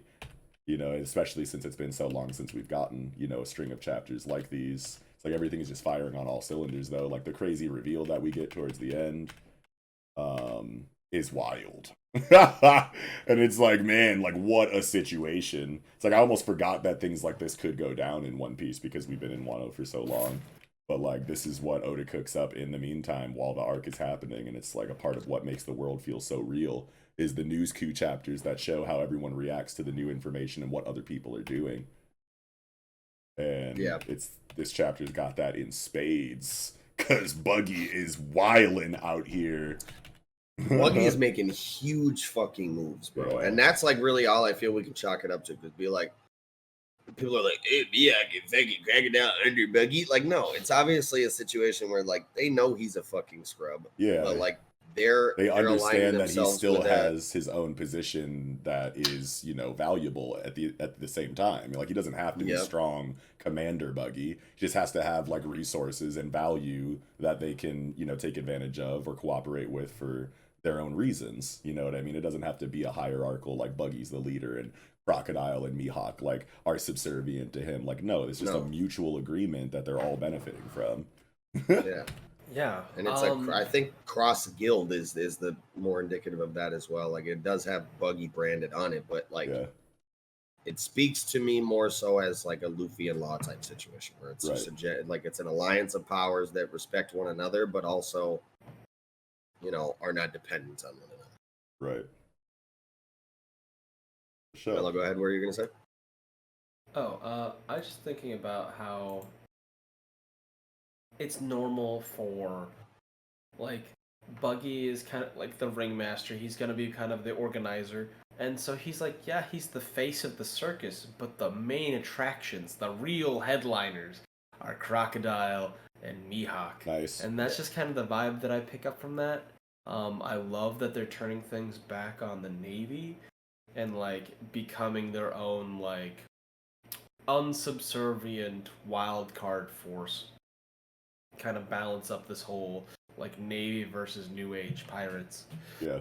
Kind of like the difference between like all these strong powers, because like all these pirates have suffered a lot of losses, but like the Navy hasn't suffered any, and I like that they are there to like act as like a equalizing factor within the grand chessboard that's evolving. Plus, they have to keep feeding the, you know, failing upwards, accidental celebrity comedy aspect of Buggy's progression as a character in the world of One Piece. You know what I mean? Because it's like we knew that Buggy was a joke, but he still got like all of those Impel Down prisoners rallied around his cause because they think that he's tighter than he actually is. And you have to keep like that joke going. And what better way than to spread a fucking newspaper around that says that Crocodile and fucking Mihawk are working for Buggy. So it just like works for like so many purposes and reasons. Buggy's real power is public relations. Yeah. The part that I really wanted to focus on for just a moment was on page 9. Caribou was talking about like Plutons and Watto. First Poseidon, now this. I gotta let a certain someone know about this. Mm-hmm. And that kind of answers the question that I was wondering about was, when they released the newspapers, they had a picture of Luffy in his Nika Nika form from, like, the big spread. And I was wondering, like, who the fuck took that picture from that angle? And Caribou is, muddy, so he can't, like, get hurt by a lot of things. But also, he can hide stuff in his body. So, like, having film or a camera wouldn't be out of the way. Sure. And, like, doesn't he just kind of like fit that kind of archetype of like skeezy, you know, yeah, he's like a Randall from Recess. Yeah, like a scuzzy little greasy journalist, like tabloid journalist vibe from him. So like part of me is like, oh, you know, maybe there's something to that. You also have I personally I was personally like really interested about this line because like he literally said this exact same line in Fishman Island.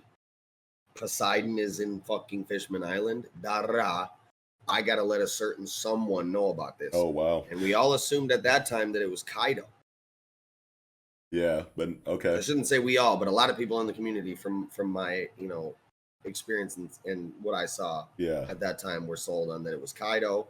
I completely forgot about that, or don't. Kaido. Yeah, I don't remember like none of that. That's crazy that we got this exact same moment. So who the fuck has he really been working for this? Yeah, I had no idea. That's crazy. I was just gonna say to Mello's point about like who took the picture of Luffy in his Nika form. You still have these Navy photographers are out here. Oh yeah, but like, I guess it. Free Rider Abusa or whatever, you know what I mean? The one that like you know, the one who's like we all thought was Absalom or whatever. Invisibility, like Devil Fruit or whatever, but we know that that's not a thing anymore because he got hemmed up by Blackbeard and they gave it to Shiryu or whatever. Or actually I think that's just a theory that they gave it to Shiryu, but we know that Absalom got his quirk taken by Blackbeard, right? Like we know that for sure. Yeah. I was just trying to think of who else it could possibly be. But I feel like we actually got a line of dialogue stating that it was the fucking CP0 guy that took the picture. Oh, sure. Okay, well there you go. I forgot From about that like guy. from like the fucking Gorosei / Morgans. Ah. Yeah. Well, I don't know. I'm kind of holding out. I Could want be to wrong. see, because like I wonder what his actual, like, what is Caribou's like plot relevance? Yeah, especially now that Within we the know that story it's for so going all the long. way back to Fishman Island where he's saying the same exact shit. So we know that that's going to be like one hell of a reveal whenever we get that. I had no idea that this was a repeat panel or moment for Caribou. Like, if Oda is planting seeds like that, you know, hundreds of chapters apart, then like we know that that's going to be major whenever we find out just who that certain someone is. I thought this was the first time that we were seeing that. So I was like, ooh, I wonder who that could be. And like, I didn't think it was as deep as he's been telling a certain someone this information for 300, 400 chapters or whatever. Like, that's crazy. Yeah, like so a lot of people now think it's Blackbeard possibly. And so it's like, wow, like, okay, so now Blackbeard knows where fucking Poseidon is, and he's about to get the location of Pluton as well. That's fucking insane.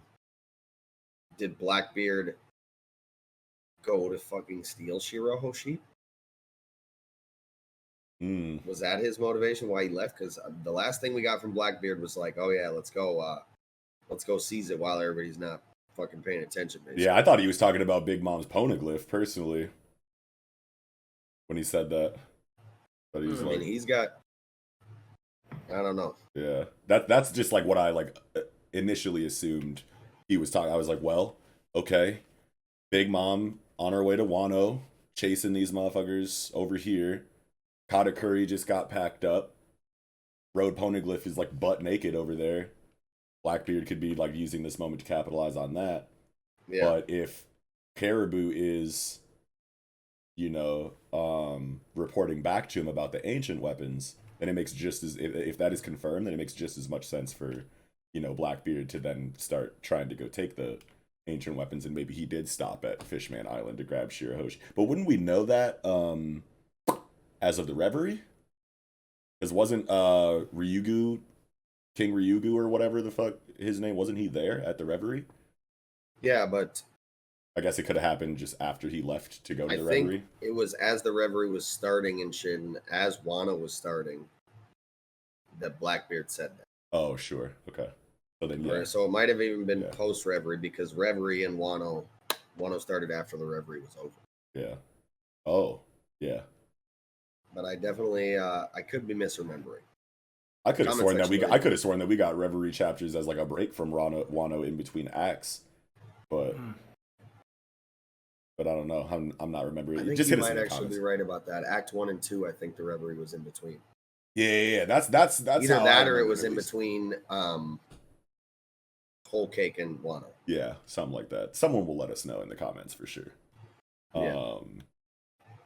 But yeah, if he's talking about Blackbeard, I could definitely see Blackbeard, you know, in the confusion of everything, and in like, you know, the event of the Reverie where, you know, attention is divided and you know, superpowers are all, you know, coming together in one spot away from their home bases. I can definitely see you know, Blackbeard capitalizing on that in like a backdoor kind of way to go get Shirahoshi. You know, as per Caribou's snitching or whatever. But yeah, crazy shit to think about. Holy moly.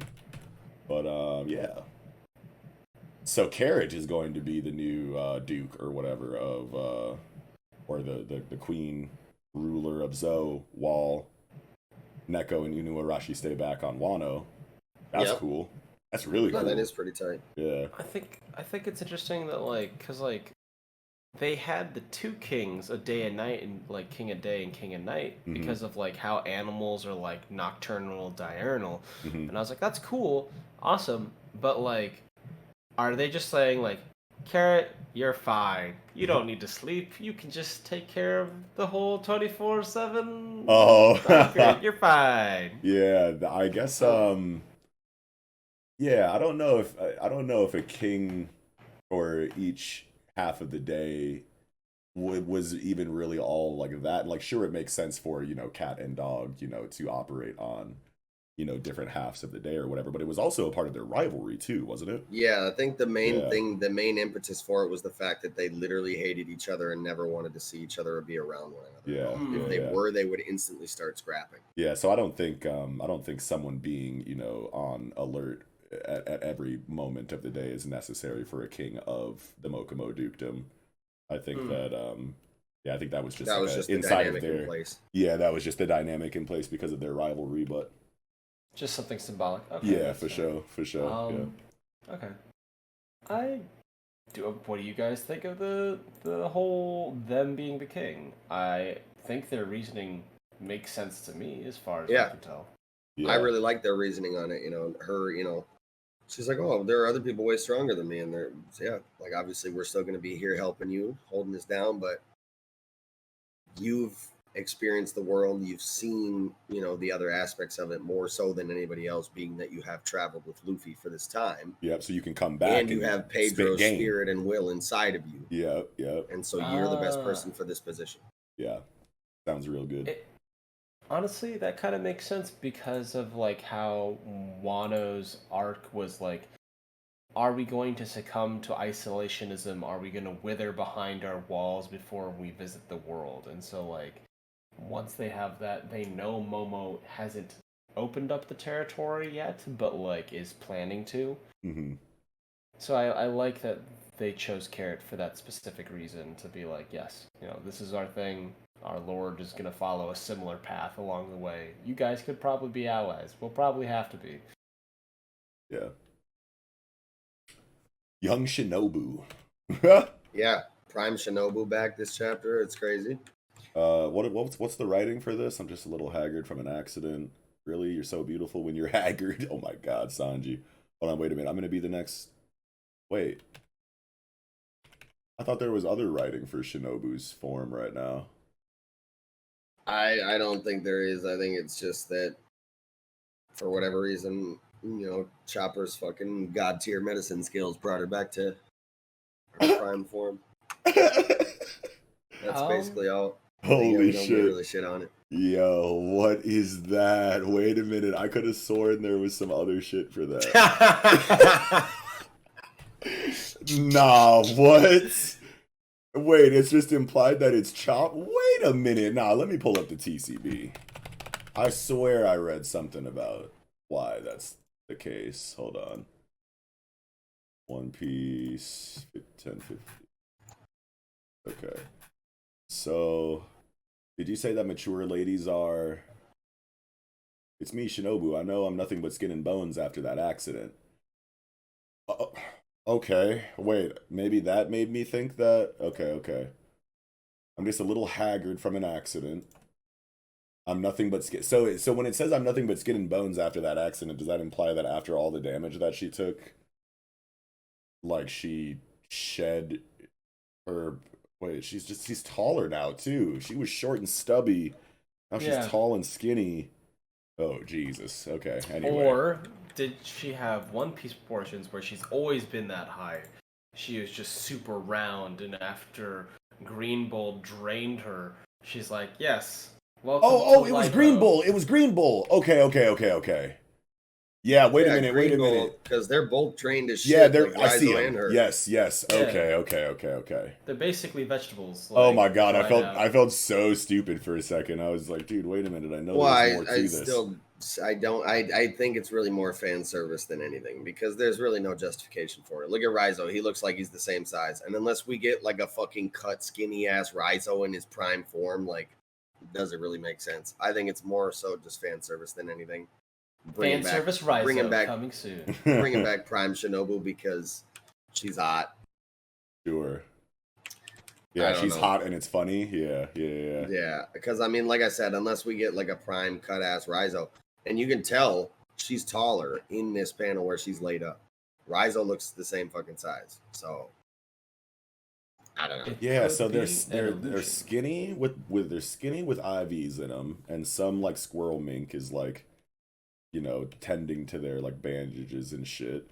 And then the next time we see him, Yeah, it's just boom. I'm just a little haggard from an accident.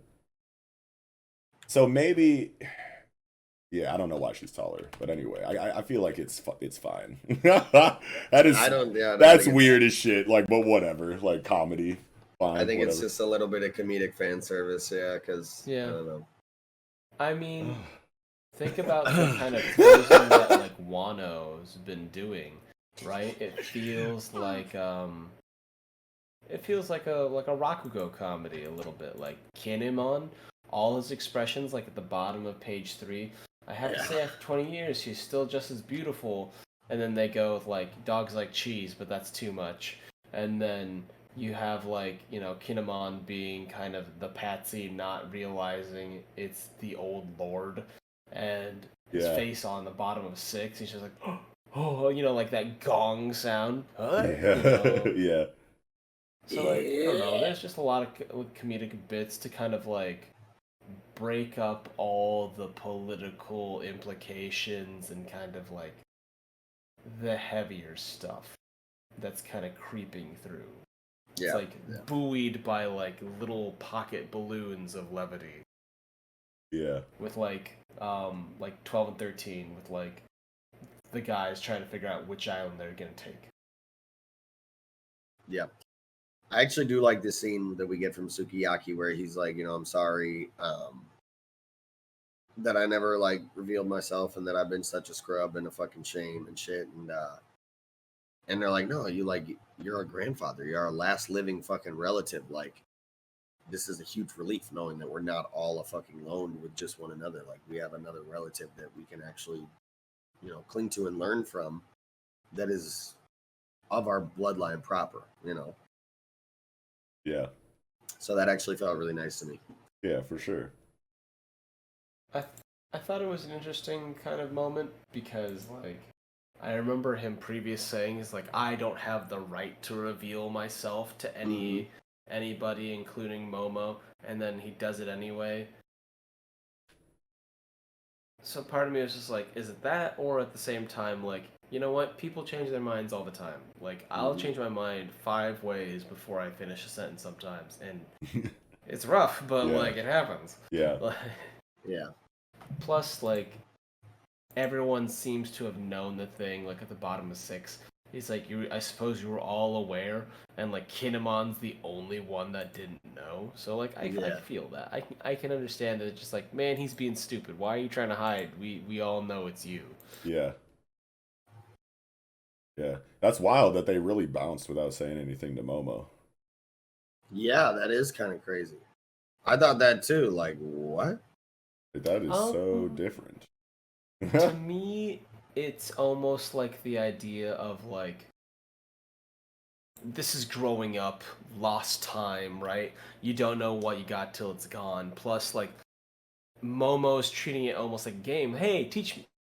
Let's play swords. Teach me these techniques. Let's do this. Let's do that. And he has to grow without them.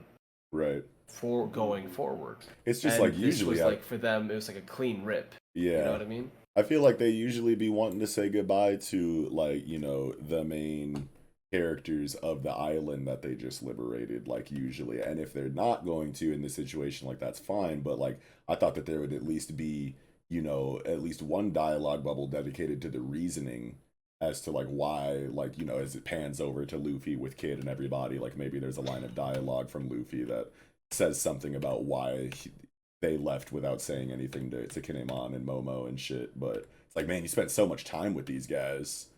Yeah, the most time with those two out of anybody. Yeah, for real. You know what I mean? So it's like to bounce, not say anything, and then also the next time we see them not get a line of dialogue dedicated to the reasoning why. Like all Luffy would have to do is say some profound shit, you know, about how, you know, Momo's gotta, like, I don't know, he could literally say anything and it would be, you know, I don't know, just to get nothing though, it's just like weird. Yeah, well, and the fact that they didn't even clean break it, like slip away in the night, they literally said goodbye to everybody but them. Yeah. Yeah. Oh, so I've got this weird idea because they're at the bay, but like Momo and Kinemon and Yamato are all at the Flower Capital.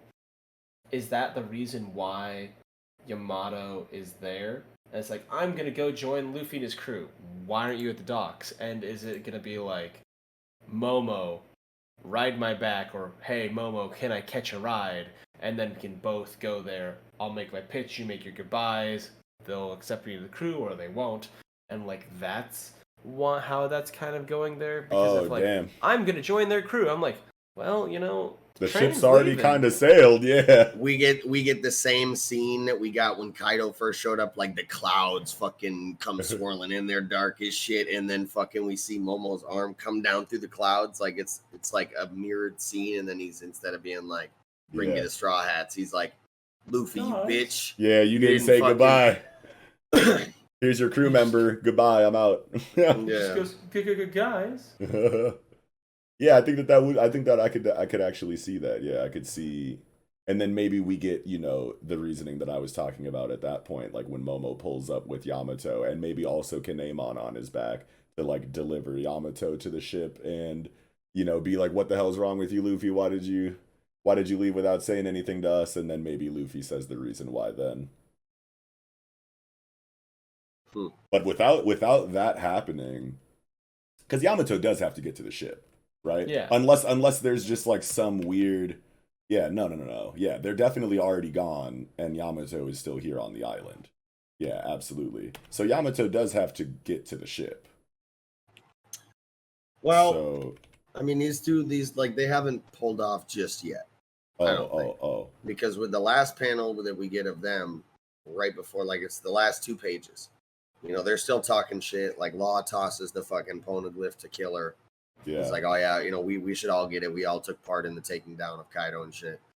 And then, you know, Kid hints at this man with a burn scar. And then it's them talking shit and goes right into the Momo scene and then the Yamato proclamation. Okay, so then they left, as in like left without saying goodbye on the way to the ship. Then they're on the ship having this conversation before leaving, and there's still plenty of time for Yamato and Momonosuke to pull up without having to, like, it's not like they've been gone for hours or something, and they have to. They're still loading their ships. Yeah, they're still loading. Like they haven't even pulled up. I see it on the bottom of 15. Yeah, they're chilling by like the pier and shit. Yeah. It's not and Usopp was even saying like, yet. Yeah, I thought that they had been gone for like a fat minute, and they're gonna have to travel like across like some distance to get Yamato to the ship. But no, they left as in we're on our way to the ship to leave, but we're still technically on Wano, and we just didn't come see you real quick before we decided to start moving. Yeah. Okay. Yeah. Yeah. That's the way I want to take it, to be honest. And it's crazy too that fucking Buggy's out here putting bounties on Marines. Oh my god, like that is crazy. I thought that we wouldn't hear, you know, like is this going to be the next time we see bounty hunters since Whiskey Peak is on the opposite end for them chasing fucking Marines for one reason or another instead of pirates? Because a lot of people were complaining about how like the bounty hunter situation just kind of like fizzled out without us really seeing its like full potential in a world like One Piece. It's just like, oh, okay, all the bounty hunters are in one area and Zoro smoked them all, and now that's just the end of bounty hunters in the entire story of One Piece. Like that feels kind of weird, especially when all of this stuff is through like a bounty system where, you know, your bounty level rises, and the reason why that matters is because people are supposed to be coming after you, and we just like don't get that aspect very often in One Piece. So I like understood that as a criticism. But like it kind of caps out though, right? Because in terms of the power balance system, that would be a huge wrench to throw in. Would just be these bounty hunters that could like if they are on the level of a Yonko, just walk into one's territory at any point in time and actually challenge them. Then how come we haven't heard of them before? Yeah, how come we didn't get like an established like hierarchy of the world's best known bounty hunters in the world? I mean, like sure we had like Whiskey Peak or whatever, but like I don't think anybody from Whiskey Peak is, you know, high enough of a name to actually matter when it comes to these characters' bounties. So it's like, who are the bounty hunters that would chase people of this level? And if there are that many out there, then how have we not heard of them yet? So I guess maybe it's just like other pirates deciding you know, in the moment to actually go after these characters instead of actually being bounty hunters. I don't know. But yeah, I do agree that it all has always felt kind of awkward in One Piece that bounty hunters have been so scarce. But if this is Oda's way of reintroducing that concept to the story in the form of bounty hunters hunting marines, then but I mean at the same time though, it's like, look at these fucking bounty posters. It's like, is that fucking a Kainu in the middle? Like, or are these just random ass? I guess these would actually just be random ass marines then, and this side profile is just reminiscent of a Kainu for whatever reason. Yeah. But... Square jarhead look. Yeah. Motherfuckers. Yeah. You know. But I totally get it. I like the idea of like counter bounties, just because it's like, wow, everything's really stacked against the, you know, pirates, but it's not really stacked against the world government, even though they're the main antagonist. And it's just a cool idea that like we've never thought of before. It's like, oh my god, holy shit, that's badass. We're so used to these motherfuckers putting bounties on other people, never thought of the idea of people putting bounties on them. And like that's just like such a cool and like badass like new idea to get in the story of One Piece, and the fact that it's coming from Buggy just like makes the hype levels that much higher. It makes a lot of sense because like pirates could theoretically amass a ton of wealth, so like they could pay substantial money for these bounties. And I like the idea of this navy because it focuses so much on communication and like relying on like cool, calm-headed people to like absorb the information, react about it, and then follow a certain amount of protocol. If they just all take the heads of various ships and kill them off, it would cause like a lag or like disarray in that sort of kind of like communication network that the Navy really utilizes to make up for like the power disparity with their numbers and like the high power individuals that are like the warlords of the seas or the Yonko. Yeah. So I think it's a really nice way to kind of like chisel away at that seemingly chisel away at the power that is seemingly impossible numbers. Yeah. By making them slower and not able to react. So that also forces like a time, like opens up like windows of time limits, and then introduces the concept of time limits to like future actions. Because it's like, all right, we're revolting. We're here. The government's sending their agents. We need to smash and grab. We need to do this stuff before the tanks roll in, kind of stuff. So I like that, and I hope that those wrinkles do kind of like pan out. Yeah, me too. Oh yeah. Yeah, and you never know in a story like One Piece, like if new information is given to us, who knows when the next time Oda is going to focus on that. You know what I mean? So it's like Oda is known for, you know, having, you know, hundreds of chapters in between, you know, narrative points or whatever. So it's like, but this is one where I'm like, I really want to see what this bounty hunter on, you know, bounties on marine shit is doing like immediately. You know what I mean? Like I want to see that like in the next couple of chapters at least a little bit, but like it's One Piece, so like you literally never know when Oda is going to come back to it, and it's just like, oh man, check please, my calendar. I'm gonna throw a dart. Yeah, please don't take too long on this one, because it's been a while since we've had bounty hunters in this story. Yeah, I mean, I'm a big fan of saying let the author cook, but like, this story's been cooking for a long time, man. Aren't those arms tired carrying around that entire cafeteria? Yeah, like, for real. Man. Love that we get Luffy, you know, being Luffy here. They're like, oh, fuck, the Pluton is in this country? Da-da-da. Can't believe that thing actually exists. And he's like, oh, the one Frankie burned the plans for? And Robin's like, yep, that fucking boss-ass thing from the ancient, you know, fucking kingdom. Do you want it? And he's like, nah, I'm good. Good, yeah. There goes nothing like that. Yeah, and it's crazy because like it was a thought for so long inside of the community, at least the areas of it that I hung out around in. So many people thought that Frankie just like built Pluton into the Thousand Sunny. You know what I mean? And we were gonna get like a crazy reveal later that like the fucking ship is the weapon or whatever. And like that sounded so cool to me at the time, and it made so much sense because it's like Frankie's the last one who saw the blueprints, destroyed them because he had them memorized, and then immediately built a new ship that was fit for a pirate king. You know what I mean? So it just like felt so good that he just like sneakily, secretly, or whatever, built that shit into the ship, and now that's just like been stepped on, and it's like, oh, but it's still cool. I don't necessarily think that. I think it could still really be possible because, like, while he doesn't want it right now, later in the story he could acknowledge that they do need it, maybe, and then Frankie's like, well, good thing. Right, but then how would because we got it? How would Sukiyaki have known that Pluton is there on Wano if it was in the ship? Because he rebuilt it because he had the blueprint. So there's 2 Plutons then. Yeah, one in the ship. There would be 2 Plutons theoretically at this moment. I'm here. I'm back on the. I'm on the page. My bad. I'm like, duh. Blueprints means recreatable. There can be more than one. Yeah. Because maybe it ends up in a situation where like he doesn't take it now. It gets fucking captured by somebody who somebody else, some other player, Blackbeard, the Navy, fucking whoever, and then at a point where they need it but don't have it, Frankie's like, well, I can pretty easily convert Sunny into the Pluton. Yeah. Because I remember these motherfucking blueprints, every single letter. Oh, sure. So then instead of him building it into the 1000 Sunny in East Lobby at Water 7 before they left, he could just have the blueprints in mind, able to incorporate it into the ship at any time, maybe upon Luffy's request. So that would feel pretty good too, because otherwise I'm like, why would Frankie say, "Do you want it, Luffy?" ? If it was, I think that was Robin. Well, there's two tails on the dialogue bubbles, right? There's one where it's like, that's right, the ancient weapon Pluton, which bears the name of a god, with the tail from the dialogue bubble pointing at Robin.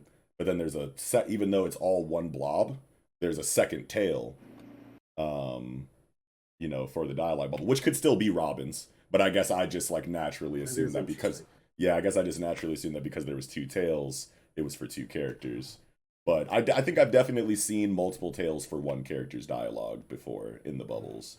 But I just wanted to assume that Frankie was saying, "Do you want it, Luffy?" Because why would Robin say that? Oh, because Robin could be talking about the one at Pluton. Mm-hmm. But then also, the one Frankie burned the plans for is the dialogue bubble before that. So that, I think, is Sanji. Because it doesn't have the text like Luffy's. Yeah, for sure. Luffy's text is really indicative that it is him. Yeah, you're right. Yeah. So I guess I just assumed that it was Frankie that was like finishing that dialogue bubble. Like Robin started it, Frankie finished it, and so that would make me wonder, like, why would Frankie be asking if Luffy wanted it if he already built it into the ship? But if he just has the blueprints able to rebuild Pluton inside of the ship after the fact, then that makes sense too, and he could totally do that, absolutely. So yeah. I don't know if I have anything else for One Piece this week though. I think that's about all I had as well for One Piece, man. I'm just excited to see where this Cross Guild shit goes. I'm very excited to see Yamato as a fucking Straw Hat proper. Yeah. I hope Luffy isn't on some shit like Iada. Kotaro. Like, he's like, I refuse. You ain't coming on the ship. Bitch, get out of here. Right. Just pulling some Gold Roger stuff. Sorry. Iada. Nah, dog. I can totally picture her, like... make decisions. My decision is nah. Yeah. Facts. Like, I can totally picture, Yamato coming here, like, prostrating themselves. Like, I'm trying to join your ship. Like, let's go. Yeah. And Luffy's just like, Iada. Yeah. Yeah, he's all like super like ready to be on the ship, like oh yeah, I'm definitely going to join, no problem. This is like what I was always meant to do, and I'm finally here now. And then Luffy's just like, what do you think you're doing? No, absolutely not. And just like, oh. I could see that moment. Yeah. Like, what do you mean? Also, we had it all planned out. It made so much sense. Like, what do you mean? No. Yeah. But I feel like that would be stepping on a pretty big parallel. And I do personally want Yamato to be on the crew. Yeah, me too. Always, he has to. He's got to get on the ship. I can't. Like, as funny as that would be, like, for the moment, like, maybe it's initially like a no or like a, whatever, and then eventually he comes around before the end of the scene or whatever. But like, I can definitely see that being used for the comedy. But like, it just makes so much sense that he would be on the ship because of Odin. Has Luffy seen Yamato's Zoan form? I don't remember. That could be the impetus to it. Sure. just how cool it is. Yeah. He'd be like, at first he's like, yeah, that, and then sees the transformation. He's like, Suge! Oh yeah, maybe he like gets pissed because Luffy says no and like lets a little bit of the transformation out or whatever in like some kind of like, you know, aggressive reaction. Yeah. And then Luffy's like, oh shit, you're his own. You look cool as shit. Never mind, get on the shit, bro. Get on the shit, bro. Starry-eyed, like, you know, like, oh shit, I didn't know you could do that. Because I mean, we don't have a Zoan on it. Oh, I'm what? Chopper. We have two. I like almost don't consider Chopper a Zoan sometimes. Like I just look at him like himself. You know, he's like, but the baby's he's Chopper. Yeah, this would be Chopper. You know what I'm saying? But I forget that he's the human reindeer. That's crazy. Yeah. This would be the third Zoan on the ship technically, because Luffy is also Zoan. Oh yeah, that still hasn't really fucking set in yet. Fully. Yeah. Damn. Hasn't That's crazy. Yeah. Mythical Zoan, bro. Yeah, shit. Wow, boy. They don't have any Zoans. We have a Zoan as the captain. Yeah, that's wild. That's wild. Yeah, slap me later. That's crazy. But yeah, that's all I had for One Piece this week. Yeah, I'm good. All right. Well, that should do it for this chapter of One Piece, and that will do it for this episode of the Project Manga Podcast. Thank you all so much for watching. If you did, be sure to slap a like on the video if you enjoyed it, and subscribe to the channel for more fire-ass weekly content. Make sure you comment in the comment section down below. Roast me for forgetting that Luffy's a Zoan. Do whatever you want down there. Also, like we said before, description box, you can find links to any and all of our individual social media accounts like Twitter, online communities like Discord, audio listening platforms to consume the podcast on, as well as the link to our Patreon if you wish to support what we do even more than you do already by just watching it. Also, as we said before, no Jump episode next week. The magazine, the publication is on break. We will be doing a tie-in episode in its place. Stay tuned to the Project Manga Twitter and Discord in order to find out what the topic will be and what time the premiere will be. So yeah, with that all said, this will be another stupendous episode of the Project Manga Podcast. Wrapping up, I'm your host, Eagle. Knox. And I'm Melianis. Peace!